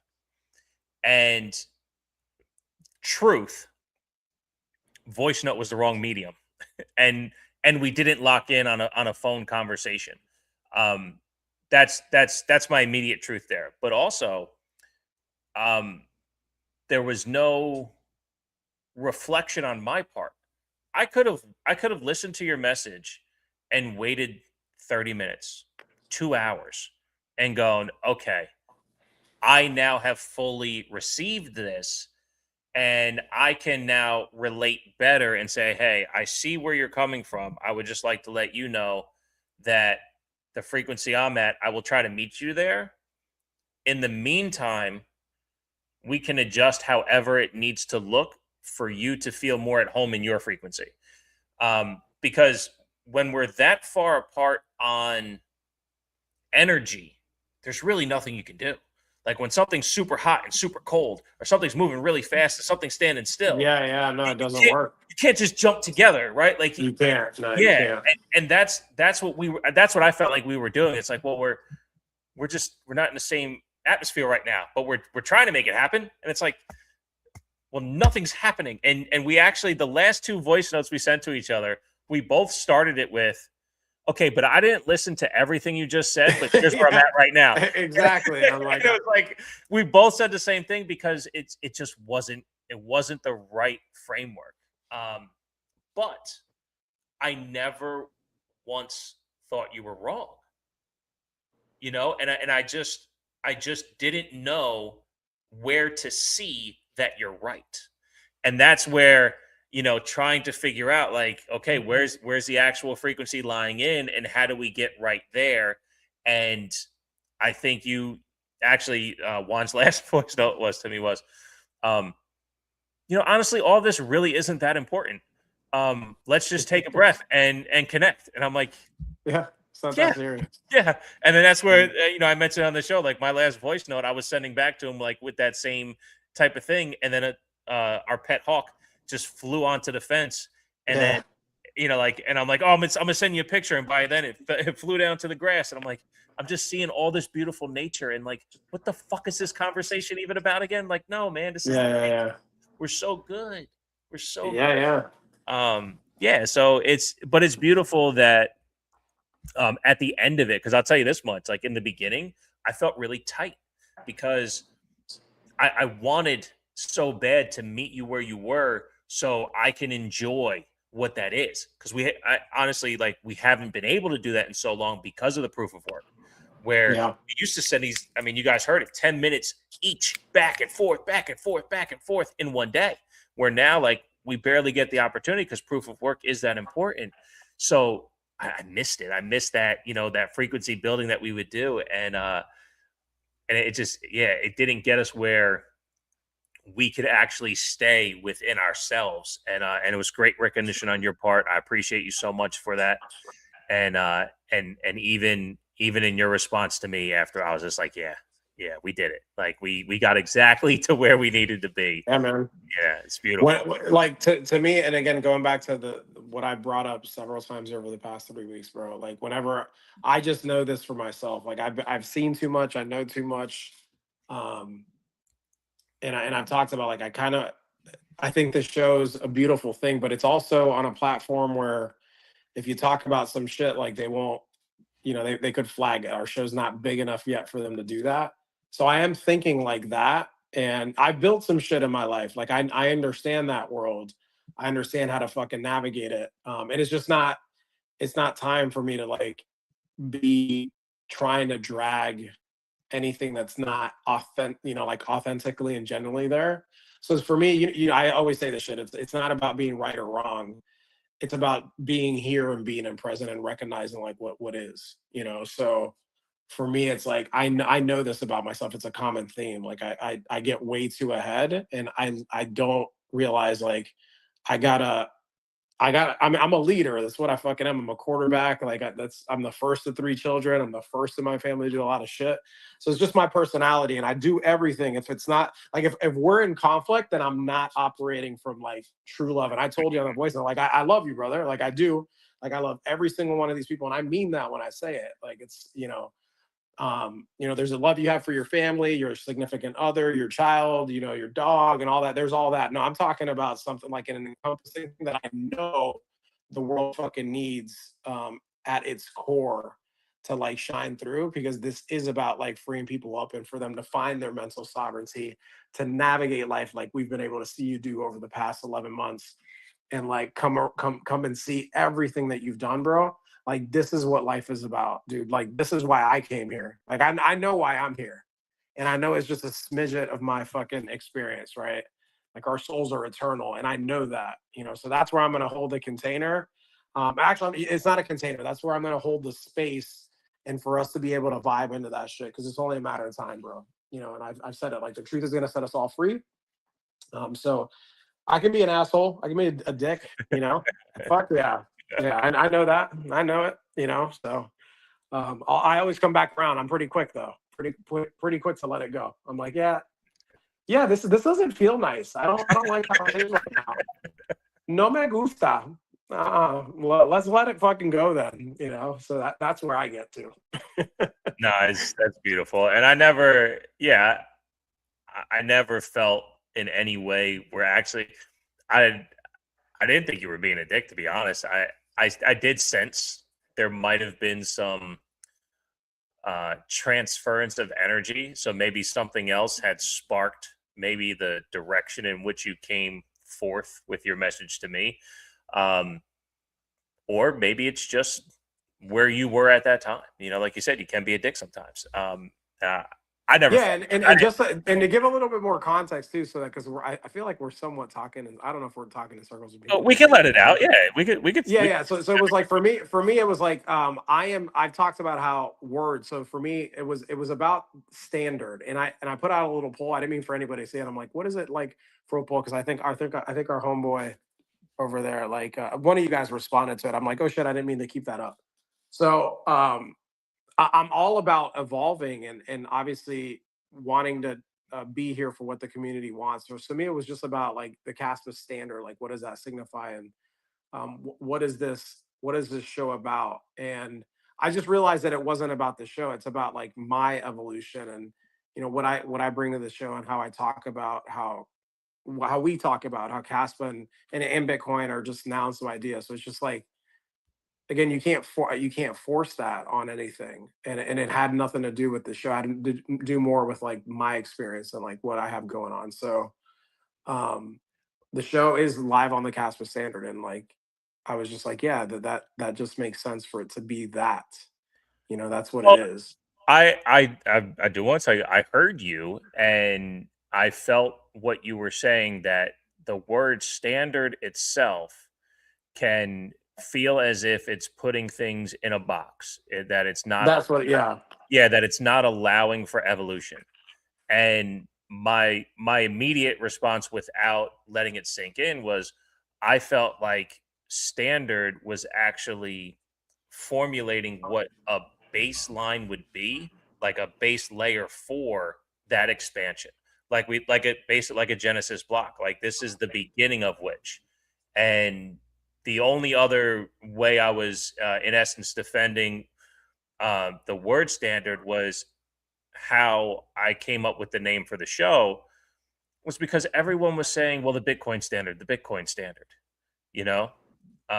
but in time, it did take me to realize one of the biggest reasons this was called Live on the Kaspa Standard, we were broadcasting on Vivor, and it was literally on Kaspa that we were, or at least the money layer, we were tapping into the base layer of Kaspa every day.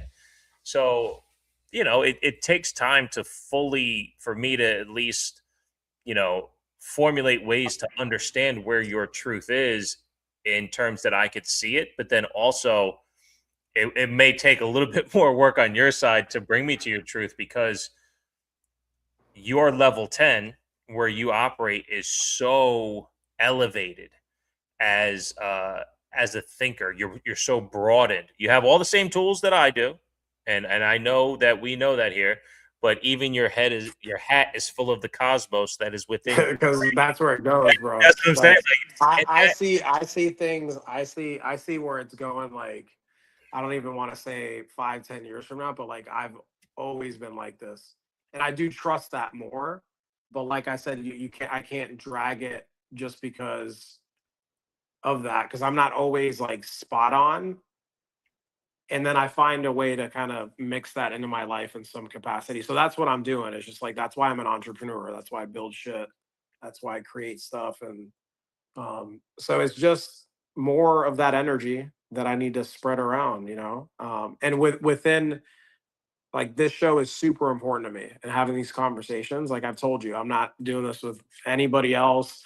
I asked you to do the show. You did come up with the name. And this is, again, like a little piece of what it can evolve into. And that's really what I see. For me, it was, so like, just to let everybody in on it too, I was like, what if it was like live on the Kaspa signal? And to me, it's like, that's what this protocol is evolving into. Like, what's the signal? What does Kaspa represent? It's a signal of us expanding and not like boxing ourselves in. So I think it can work either way, right? It's just like, you can't force any of that on a show that we're 30 episodes in. So that's where I got to, and I'm like, oh shit, like I'm tripping here, right? Like, I'm making it a bigger deal than it is. Because when there's conflict and shit like that, that's exactly what's happening. It's like I'm not meeting my partner where he's at. So, and we're in this shit together. So that's the bottom line. That's the bottom line.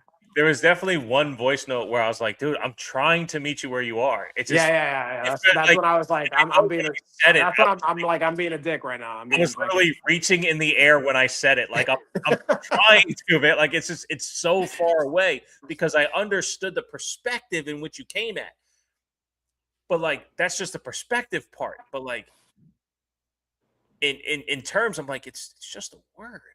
But then it's like, okay. But I wasn't necessarily defending standard as much as just trying to completely grasp how to get there. But I'll tell you this much: just sitting here talking to you, just being here, and seeing what we're doing,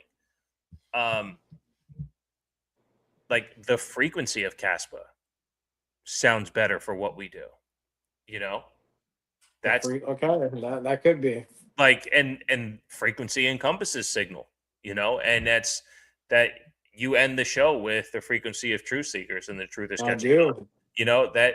But as we've mentioned on probably 28 to 30 of the 31 episodes, Kaspa is a noun to an idea.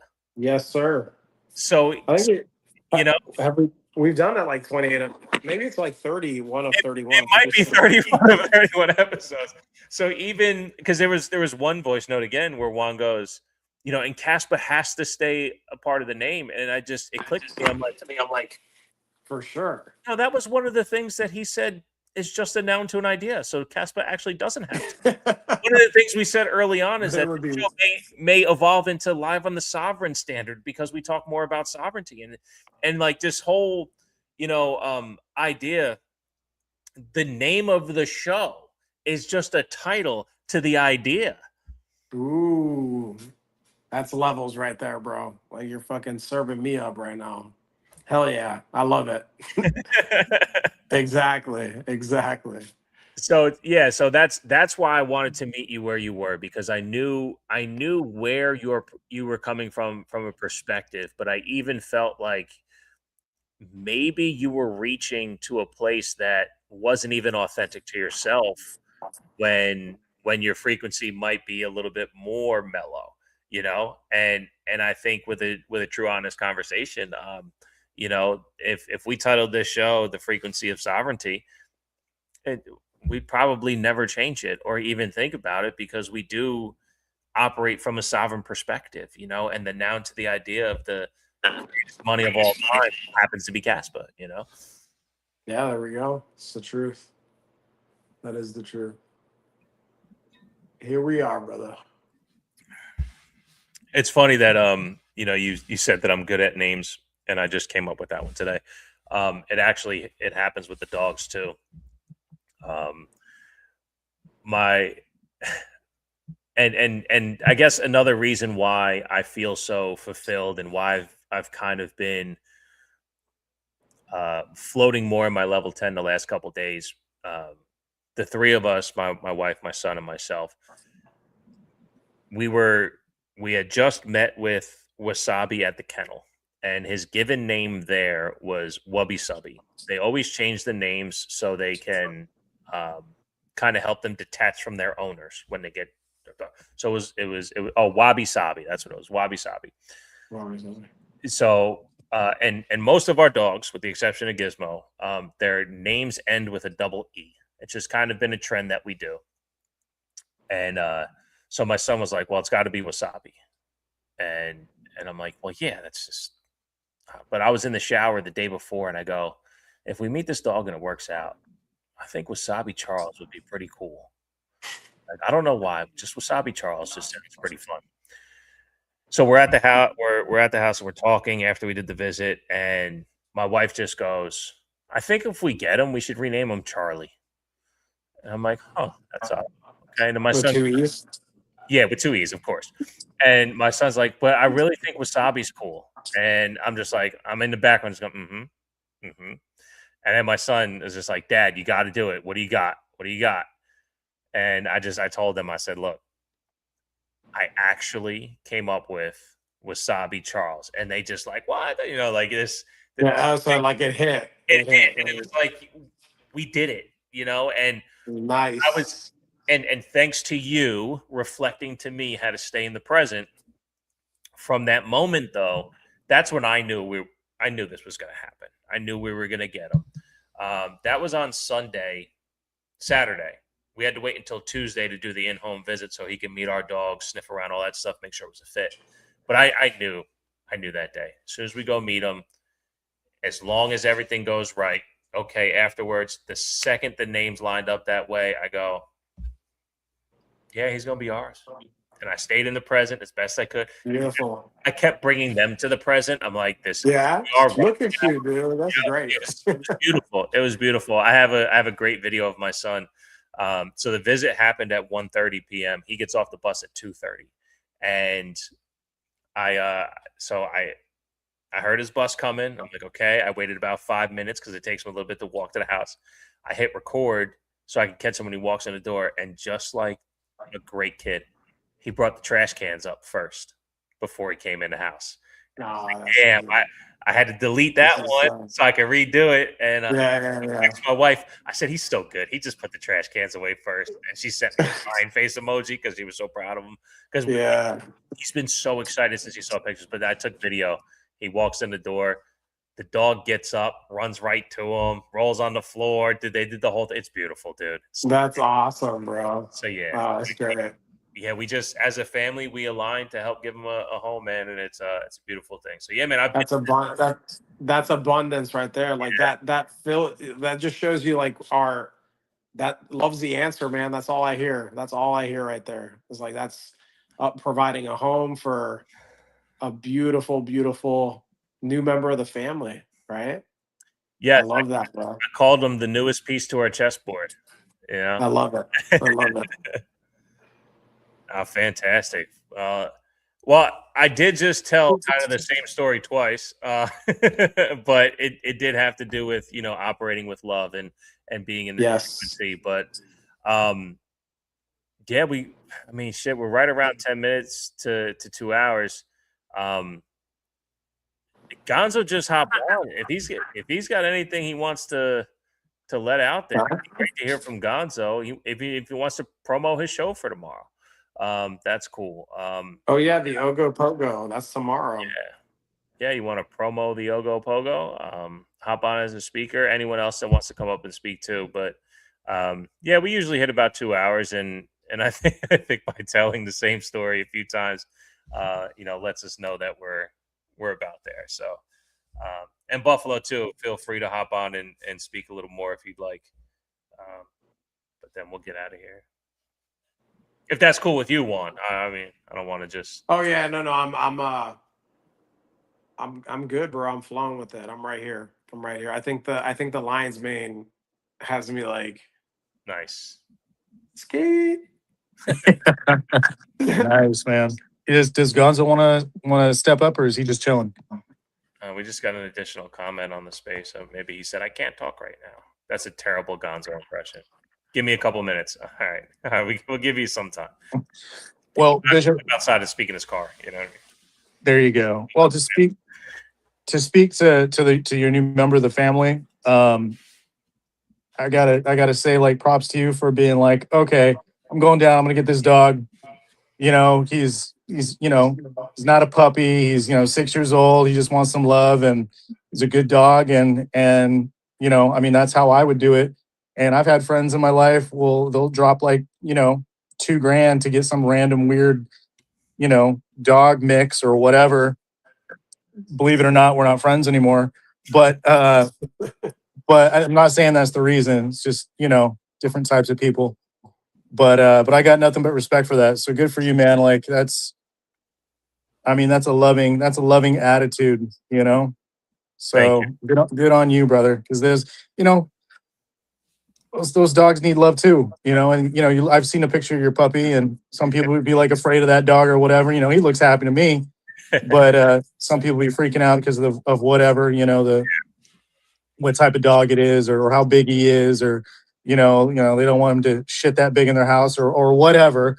I'm sure he's house trained, but you know what I'm saying. But no, I think you're doing a service to God's creations. So that's how I look at it.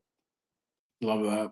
I appreciate that, Buffalo. Yeah, it's honestly, it's my wife's goal in life to foster all the old dogs. She wants a farm where she can take care of all the old dogs and send them out on their greatest day.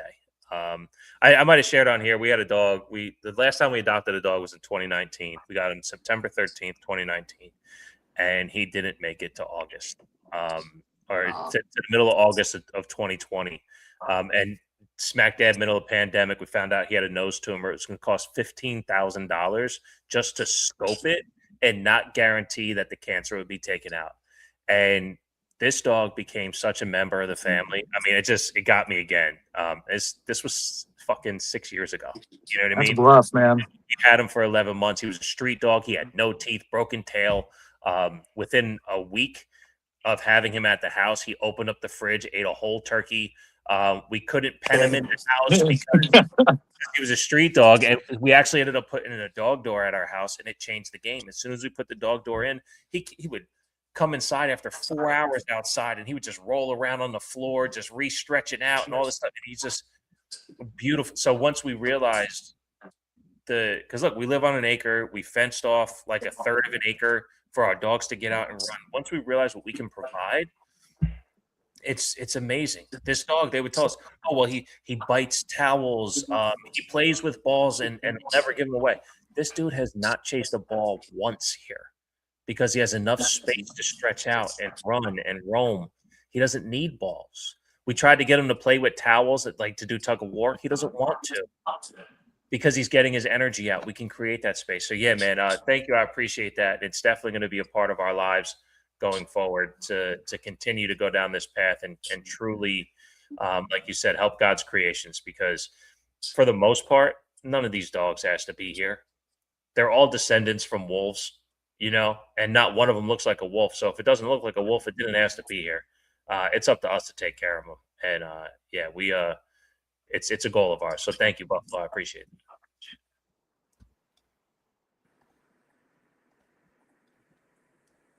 Yeah, no problem, man. Good on you. Good on you. More people need to be that way. We got Gonzo. What's up, Gonzo? Good to see you, brother. What's up, dude? How's it hashing?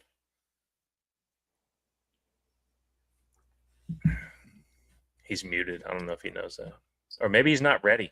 Maybe he requested and he's still getting ready. Yeah, maybe he's not ready. Hello. There he is. Hello, What's you up? hear me? Yes, What's sir. up, brother? Yeah, we hear you. What's up, Hey, dude? how's it going? Not much. Thanks for your patience. Absolutely, man. Appreciate you hopping on. Just transitioning into evening version of myself right now, which involves taking out the garbage and now getting into a hammock. Nice. These beautiful summer evenings, you got to take advantage, right? 1000%. So how you guys doing? How's the old conversation going this evening? Go ahead, Juan. How would you assess? Me? How you? I'm chill over here. I had some lion's mane, which is kind of like a drink for me. I'm like in chill mode right now. I tell you what. Oh, nice. For 31 episodes, I think this has been the same as always. Just frequency aligning, staying in truth, and being as honest as possible with every member of the community we can be. Yeah, I called Bitcoiners bitches for blocking us. I did say that. Yeah. I mean, it's pretty I gotta poor. throw that in there every now and then. You know? So, like we had Onion on here last week, and I've been in that energy a little bit, so I can't lie. I gotta throw some shit out, some truth with a little bit of love. I've been throwing shit out with love, Gonzo. That's what I've That's been the doing. wrinkle. Juan has added in love over the last 2 shows. So, yeah, if you haven't tapped in a while, the new version of Juan has interjected love. It's all from So it makes the talking shit way more comfortable for me. So that's why you've seen me kind of. I'm like, okay, shit. No, I can sprinkle some love on the end of this, but I'm gonna tell them the fucking truth. And then, yeah, I don't get riled up, you know. So it works out. You just got to caveat all of your shit posting with a sprinkling of love. Yes. There we go. That's the way to do it. That is the correct way to do it. So that's what I'm mixing in with right now. Like, you may be a fucking moron, but I say that from the bottom of my heart. That's exactly how I deliver the message now. It works for me. It works for like, I say this out of concern, and like, I'm worried about you, man. Nice. No, sorry. Yeah, no, I haven't tuned in a while. Since you've shifted your times. And I think also, like, you know, the market's a pretty shite right now. So there's been a little bit of a downturn in sentiment. You can even see, like, numbers are dropping off on Spaces, and you can, like, everything today. What Bitcoin almost hit 59K today, right? So everything's turned into a shit coin again. Everyone's sort of like tuning out a bit, but you guys are still here doing the thing. Bitcoin almost hit dipped below 60. I don't think so. I'm having a look. I saw that it had a wick down to 61. Wow. I think, you know, enough to get all the Bitcoiners posting all the charts and saying, "Are we cooked?" And you're like, "Yes, you are." Yeah, we've been trying to tell you for a long time. It's not about the fucking number. You've been cooked for a while, brother. Yeah, cooked for a while. I can call them retards now because I say it with love. So I sprinkle love up. That's how we do it, bro. That's how we do it. Just a big old hug. Big old hug and tell you to go fuck yourself. Yeah. I mean, energy is energy, right? It doesn't matter what the transmission frequency is. It's you know that static is not a bad connection. It's just no signal. It's still energy, still frequencies, still frequency. The truth. Yeah, but no, good to be here. Good to talk some shit. I don't have a lot of time this evening. I've got a busy evening coming up. I've been working on getting Hash sort of at a point where I'm able to kick things off. I gotta jump over the hurdle of the fun launch part, which is, you know, putting out an NFT, getting some culture, getting some hype, getting some community going. But that's just the front end. I mean, I'm looking forward to getting into the point where I can start saying to people, "Hey, what will you do for some gas?" But I've got to get the NFTs done first. So I'm going to spend the rest of my evening now pooling over all of the feedback from the artist who sent me a shit ton of really cool looking art. It's so fun working with real artists and not computers and AI, and actually getting to see what, you know, the talent that is out there in these people. And this guy's already demonstrated his work with the Kaspa collection. So it's, yeah, a bit of fun with that, but I'll be mostly working on that this evening. And obviously me and Onion and Odie are putting our shit together again tomorrow to go and, you know, trash the airwaves with whatever nonsense we come up with. So hey, I do want to listen. You were a little low last week when I tuned in. Last week I was at work. I was wearing a work headset, so all of my rants were coming through a little bit quiet, which is probably good because I was getting real energetic. So I've got a different headset that I'm on right now. I'll be bringing this one with me to the office tomorrow. So I'll be making sure there's a little bit more volume. Gotcha. Okay. I thought maybe you were Beautiful. doing the work whisper, trying not to be heard by the coworkers or anything like No, that. I was in a silent room with my headset dialed, but it's a shite headset. So there you Gotcha. go. Okay. Awesome. Yeah, but Beautiful. no, it'll be a bit of fun. We're just adding some spice into the space mix, trying to mix things up a little bit, trying to create a bit of humor, a bit of space for We fun need and that, brother. collective sort of. I We mean, need that. Yeah, that was so good last week. I know we had Onion on here last week, and Odie was in here too. Odie too. Yeah. Yeah. Nice. Yeah, that was. I mean, I was in tears. I was in tears, like trying to work myself in between appointments, and I'm like, I could not stop laughing my ass off. You guys are perfect together. Like this is. The worst I'm part looking is that we're laughing about this behind the scenes to ourselves. We're just like three nerds laughing at our own jokes. Like when we get on a spaces together and we're unable to verify if anyone else is laughing with us. So we're just hoping for the fucking best. So I appreciate the feedback. No, we were sitting there pressing the buttons, like the laughing emoji, all that shit was coming. That was coming through for sure. I mean, that's how you know. Yeah, I'm always pushing the buttons when I'm listening, but when I'm speaking, like right now, my phone's in my pocket. I'm not even looking at the screen, so it's the same sort of thing. I'm just hoping for the best. But yeah, it's all about just having some fun, not trying to like take ourselves too seriously. Man, you spend 1 month on crypto Twitter, and most people will leave because it is an abysmal wreck of a place. It's full of like bitching and infighting, flexing and egotistical maniacs. Like everyone's pointing and getting angry at each other and then blaring their emotions out at like dial to 11. And sounds like a bunch of bitches. Sounds like a bunch of bitches. But it's not just Bitcoiners, right? It's every single person on the timeline.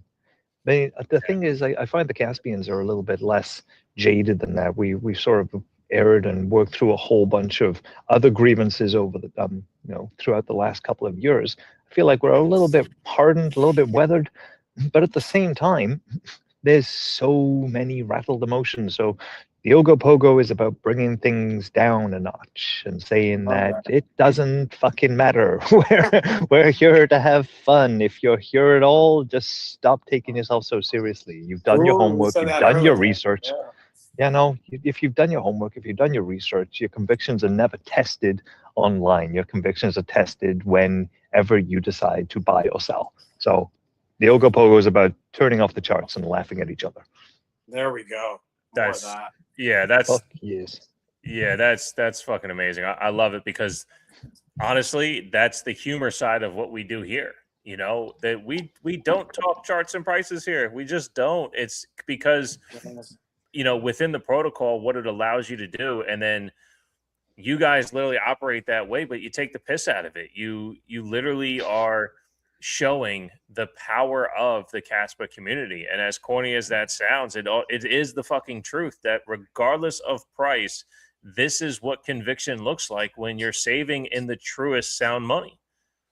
Yeah, it's pretty much, that's the case. It's about turning off the things that people get jaded by years and years and years down the line. Like the class of Bitcoin 2021 is very different than the class of Bitcoin 2016, right?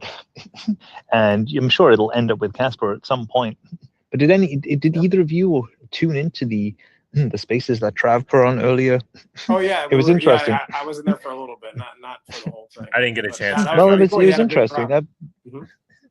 But when I first came into Kaspa, Trav was one of the first accounts that I heard about. At the time, my impressions and perspective of Trav was, he's all about pumping his bags. He's all about getting the meme sentiment going because he was big in some of the KRC communities. And coming on the space today, it was sobering and humbling to hear nobody, including Trav, talking about the fucking price. Wow. Everyone was like, I bought high. I don't care. I've done my homework. And when you've got an account that's that big, not like trying to say to his audience, you should all buy Kaspa because it's going to make you a millionaire, but he's saying you should study Kaspa because it changes things. Ooh. That's fucking powerful. And like seeing the Kaspa community behave that way, even an account with 500,000 people that has so much influence and could have sent a very different message, chose not to. That's the Kaspa community in a nutshell. Yeah. Wow. Yeah. He followed me, and then like I didn't know who it was. I've never seen his account. Like maybe I've seen it in passing, but like I don't follow a lot of people.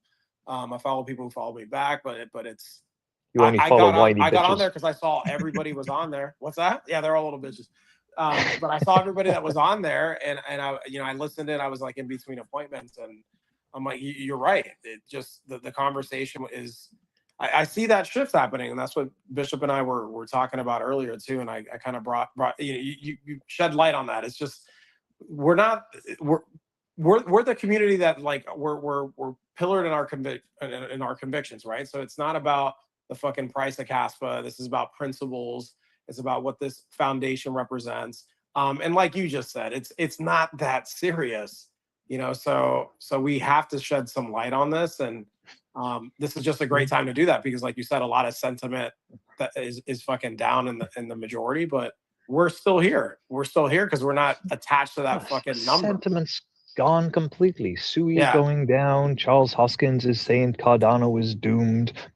There's endless FUD on the timelines when it comes to anything at all. Michael Saylor sells 32 Bitcoin and the entire world sets on fire.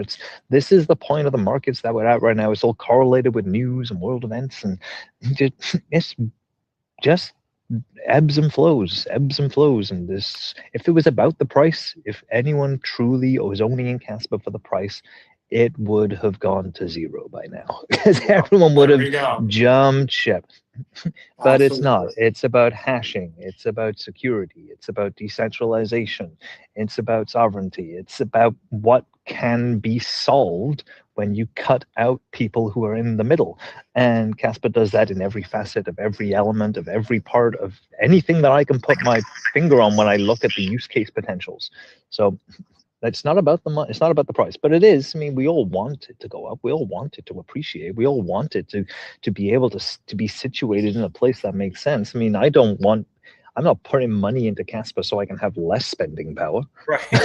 I mean, let's not like fuck around here. We can't pretend that this is something that we're not at all interested in. We clearly are.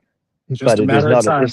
Yeah, but it's not a defining trait. I don't feel like it is the be all and end all. It's a component, and I would say that is the measuring stick of adoption.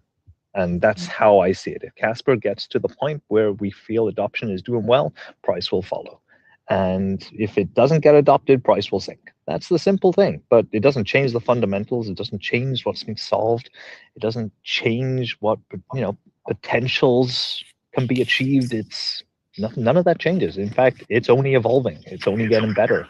Every single 6 months, the devs come out with something that makes us all go, you fucking what? You didn't tell us you were thinking about this. I mean, VProgs took us all by surprise, and then Toccata and Covenants wasn't something we saw coming 6 months ago. It's just constantly in flux, constantly evolving, and constantly improving. Yeah, it's all about putting in that work. That's what Bishop and I talk about. Like, right, Proof we're in of a work. season of putting in that work. Like, I know you work, and the whole hodl thing is dying off. We're seeing what happens when you just fucking sit there and hope for the number to go up. It doesn't work that way, right? Like, we Proof can't of control hodl. that. Yeah, we can't control that. So there we go. So it is about putting in some work, like showing that's how is the number going to go up? Obviously, adoption, people using the stuff, people coming into the space, putting their energy into this. So to sit back and hodl, that's not the way. And I think we're seeing that clearly play out. Yeah, and I'm gonna hold because I'm not ready to use based on what's available, but I understand the strength of what backs what I hold. So when it becomes more utilized, I will be using it, and I'm excited for that moment. Go ahead, Buffalo. But you're not sitting around and just hoping that it goes up, though. No, right? Like that's not the foundation, and that's been at the forefront of the fucking the narrative for don't do nothing. Like the big accounts, that's what they've been saying the last couple of years. Oh, just sit back, don't worry about it. It's gonna. And now this is all fucking playing out because that's not how this shit works. That's not how this works. And like Gonzo said, if you're worried about number go up, you panic when number go down, and that's Go ahead. Well, it's the whole hodl thing, right? Hodling makes sense to me as a be all and end all. That's all you fucking do. based on what you're invested in. Yeah. Like if I'm buying a Tesla stock, I'm just hodling it, right? I don't fucking do anything. I believe in the company and what they're going to push. If I buy Cardano, I'm going to just hodl that and hope that Charles Hoskins and his team of devs and all the other people that are involved, the noders, the people running validators, they're all going to continually push consensus and upgrade the network. I'm just going to have to hope that they do it. But with Kaspa and Bitcoin, if you hodl in silence, you're trusting everyone else to not do what you're doing. Right. Because if you want something to happen, you can't just sit back and say, oh, I'll let the team do it. I'll let the marketing department take charge of it. Like, it's a very different beast when it comes to decentralized proof of work cryptocurrencies. Because if you're going to sit in silence, you're hoping that other people aren't. And that's sort of what pushed me into the front a little bit. It dawned on me one day. I was like, why am I not working for this bag that I've got? Why am I not trying to help this conviction that I have take the extra steps? And I mean, I'm not doing a lot. I turned up online and I was like, well, I'm just gonna start arguing with some people. But that's grown, and I've started realizing that if I'm gonna put the time in to make a noise and make a presence, that should be positive and that should be enabling, and it should help push adoption. That's sort of the impetus for Hash, is why I'm trying to make a bit of a noise here and make a bit of a stir, because it's at the very minimal something that I can put out there and I can start contributing towards adoption, network, and marketing. But you can't just sit and fucking hodl with Kaspa, right? You can't do it with Bitcoin. If you do, and everyone else does the same, you're just hoping that one big person is going to come out and tell everyone what to do. Sailor. Sorry. Yeah. I mean, it's ridiculous. You're all part of the message. You're all messengers. You're all part of the signal. And if you let that signal get, you don't dilute that signal enough, you end up with centralization and single voices. And I feel like we've all got an obligation here. We've all got a duty to not just fucking hodl. There we Bought go. in, so do something about Spot on. Love that. it. And that is sort of my pitch, right? You don't have to go online. You don't have to show your face. You don't have to go on a rant. Sometimes all you got to do is get a hash sticker and stick it on a lamppost. There we go. Yeah, that's it. That's all you got to do. That's all you got to fucking do. And then I'll give you money. We'll be nerdery calling it out, though. We're with love, right? With a little sprinkle of love. But yeah, I don't believe you. I believe you will call me something behind the scenes, but that's okay. I think Bishop is going to say something. We'll see. We'll see. Go ahead, Buffalo. Sorry. Yeah. No. I remember Gonzo. I think we were on blockchain banter a few days ago, and we were discussing. Yeah, we were discussing kind of getting these stickers, and I was like, okay, well, I've got three pretty big colleges. I've got Sacramento State, I've got Davis, and then I have a small one. I've got a pretty good sized community college down here too. And I'm like, man, I just need some stickers. I need to start throwing these out there. I'll take a trip out to, out over there to Sacramento and start rolling it up and making that happen. Because you're right. That's what we have to do is we gotta work. It's proof of work. We gotta show it. So and I'm all big down and small, for that. big or small, it don't matter. Yeah, man, colleges are great. I mean, you've seen what Seb is doing with Kudos. Yeah, Seb and Elliot, right? The two of them are hoping to get out to London College, Imperial College in London. Yeah, number of others, man. These are you got to think about when Bitcoin was launched, and you got to think about when Kaspa was launched, right? If there's ever been a crypto that speaks to a generation over another one, it's internet speed money. No one wants to fucking wait in this day and age. And if you're going to go and speak to people, go and speak to students, get on campuses, get the message out there, get the attention, the knowledge, the brand, the awareness. It only happens if you put it in people's faces. You've literally got to pepper spray people with Kaspa symbols and burn it into their retinas so that they start thinking, what the fuck is this blue K that I keep seeing everywhere? And that's how it starts. You don't get to that point of Bitcoin awareness without a bit of controversy.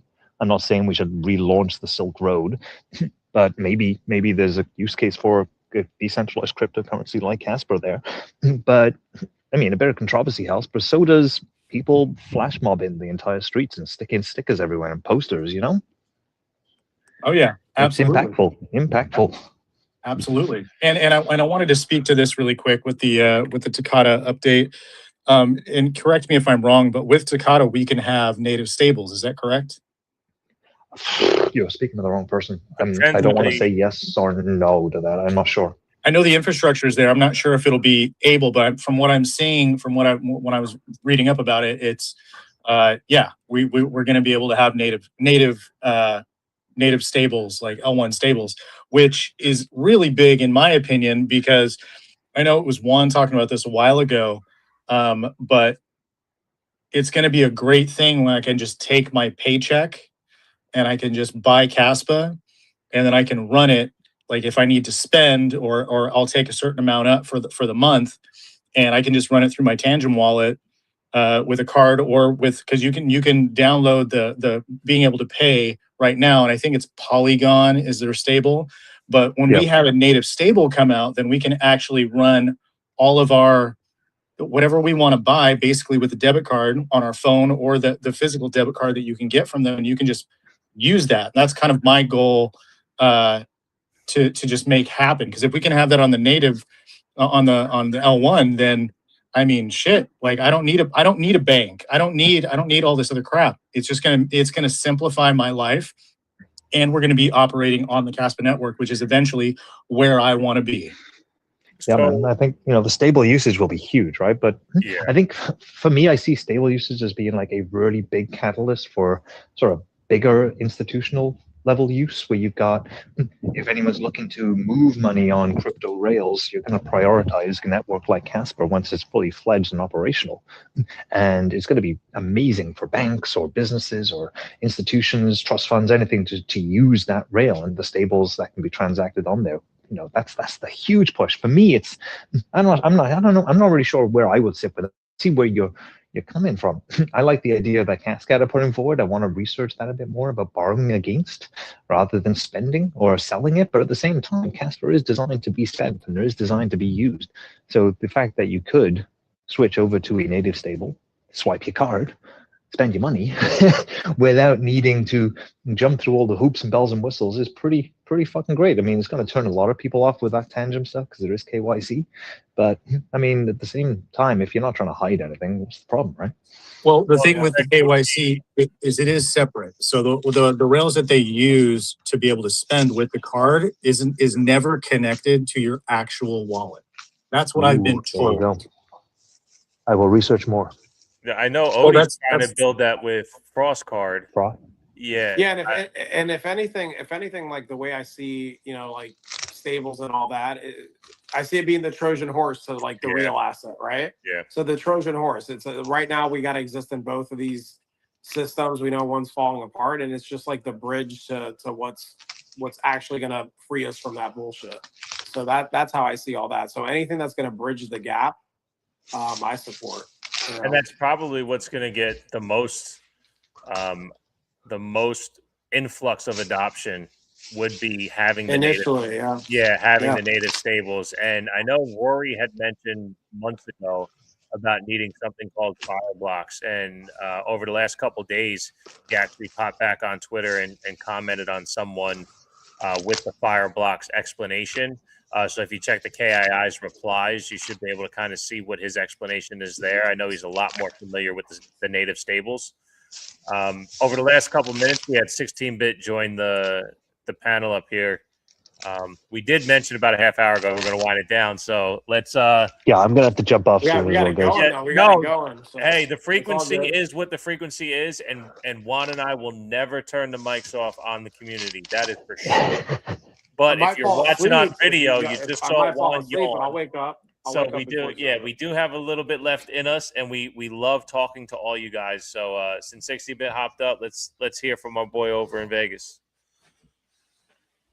Yo, I really don't got a lot to say, man. I was just really resonating with what Gonzo was saying, man, with having the community step up and really having to take part in the marketing. I bang my head up against the wall hearing people talk about we need a marketing team, we need a marketing budget, and it's just really frustrating that people, or at least a lot of people in the community, don't really understand that we are the marketing. It's our responsibility. I see people complaining that Jonathan or Sutton aren't doing enough to market the coin. I just think that's such a fucking ridiculous idea. Those man. guys are doing so much fucking shit. They're doing so much work. Like everyone's like, when are the devs going to pump our bags? It's like, what else do you want them to do? They're doing so much fucking I just, you guys have heard me say it before. The whole idea behind hodl and do nothing is just, it's a hodl to death storyline.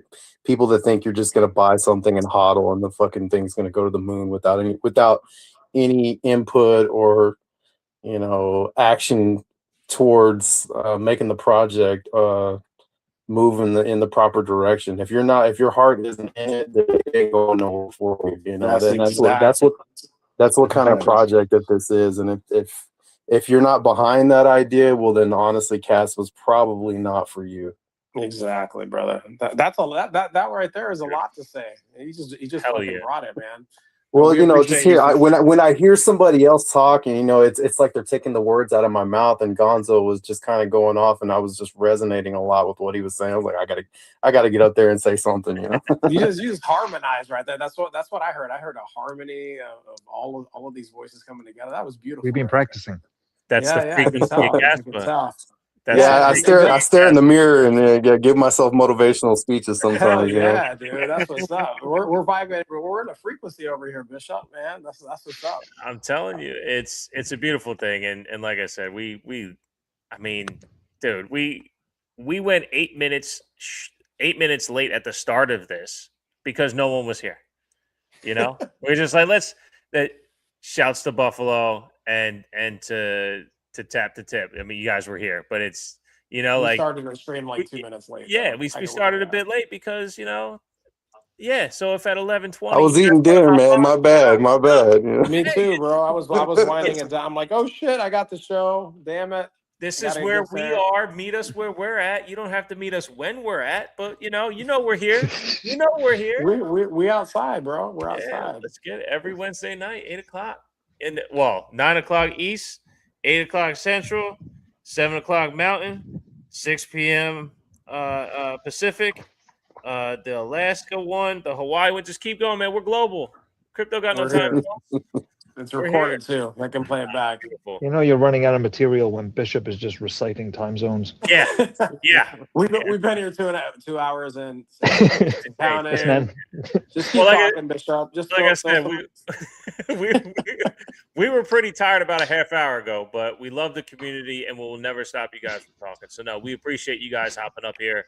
16-bit. I hope you enjoyed your dinner. You can go back and listen to us whenever you want. Sure. Or not, it doesn't matter. We'll be here next week. You come join before dinner if you want. You know what I mean? 3-hour dinner. He had a 3-hour dinner. Decides to show up now. You know what I mean? Must have been good.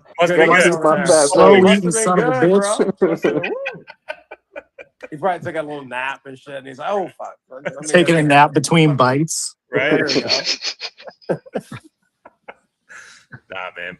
Man. I love to see the work we're doing. It's great to have Gonzo on here because we haven't heard from Gonzo in a minute. And like Gonzo, that flip that you made from being one of my favorite people to watch shit on Bitcoiners to what you're doing, bro. Like that is just beautiful to see because I was fortunate. Gonzo reached out to me and let me know, hey, this is what I'm thinking of doing. And to see that materialize, brother, we're proud of you, man. Just keep doing what you're doing. We're supporting it, we're behind it. Can't wait for your show tomorrow. Here to help. Well, let me try and prove it first. So far, I've been all talk so far. Everyone's probably like, what time is the show tomorrow? You gotta fucking talk about it and then be about it. Yeah, you gotta. Well, tomorrow's a little easier. All I gotta do is show the news.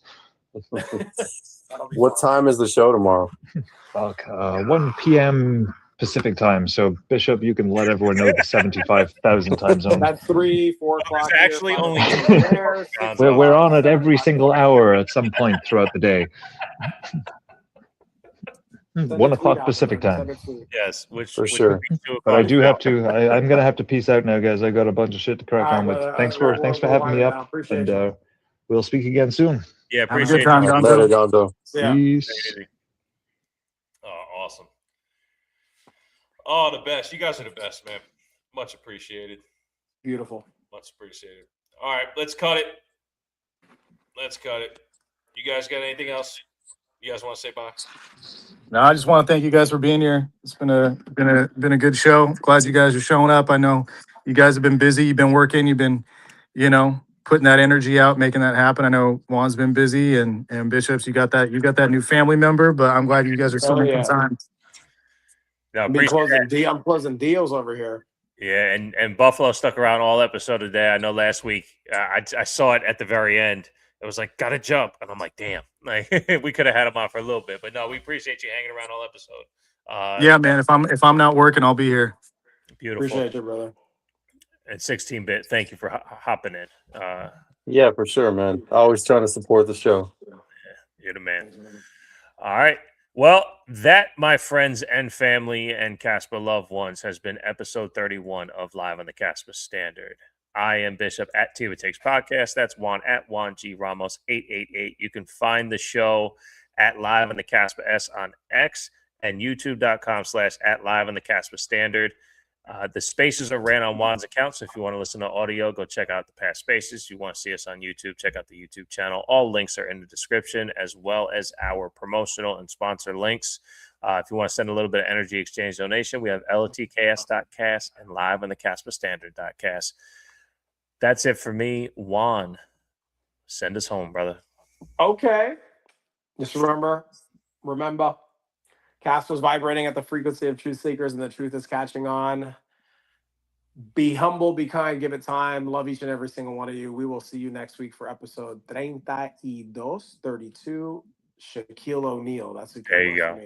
Who we got? Shaq. Who we got? Shaq Money. Who's Shaq 32? D's. You got Shaq too? You think it's Shaq too? Yeah, I mean, as soon as you said it. Orlando yeah, Magic. Orlando Magic days, right? Yeah. He was 34 for the Lakers. Yeah, 34 for the Lakers and the Heat. There we go, bro. Let's get it. Let's get it. Beautiful. Love you all, bro. Love you all. We'll see you. Have a great night. Thank you all. Peace. Cheers, guys. Adios. See ya.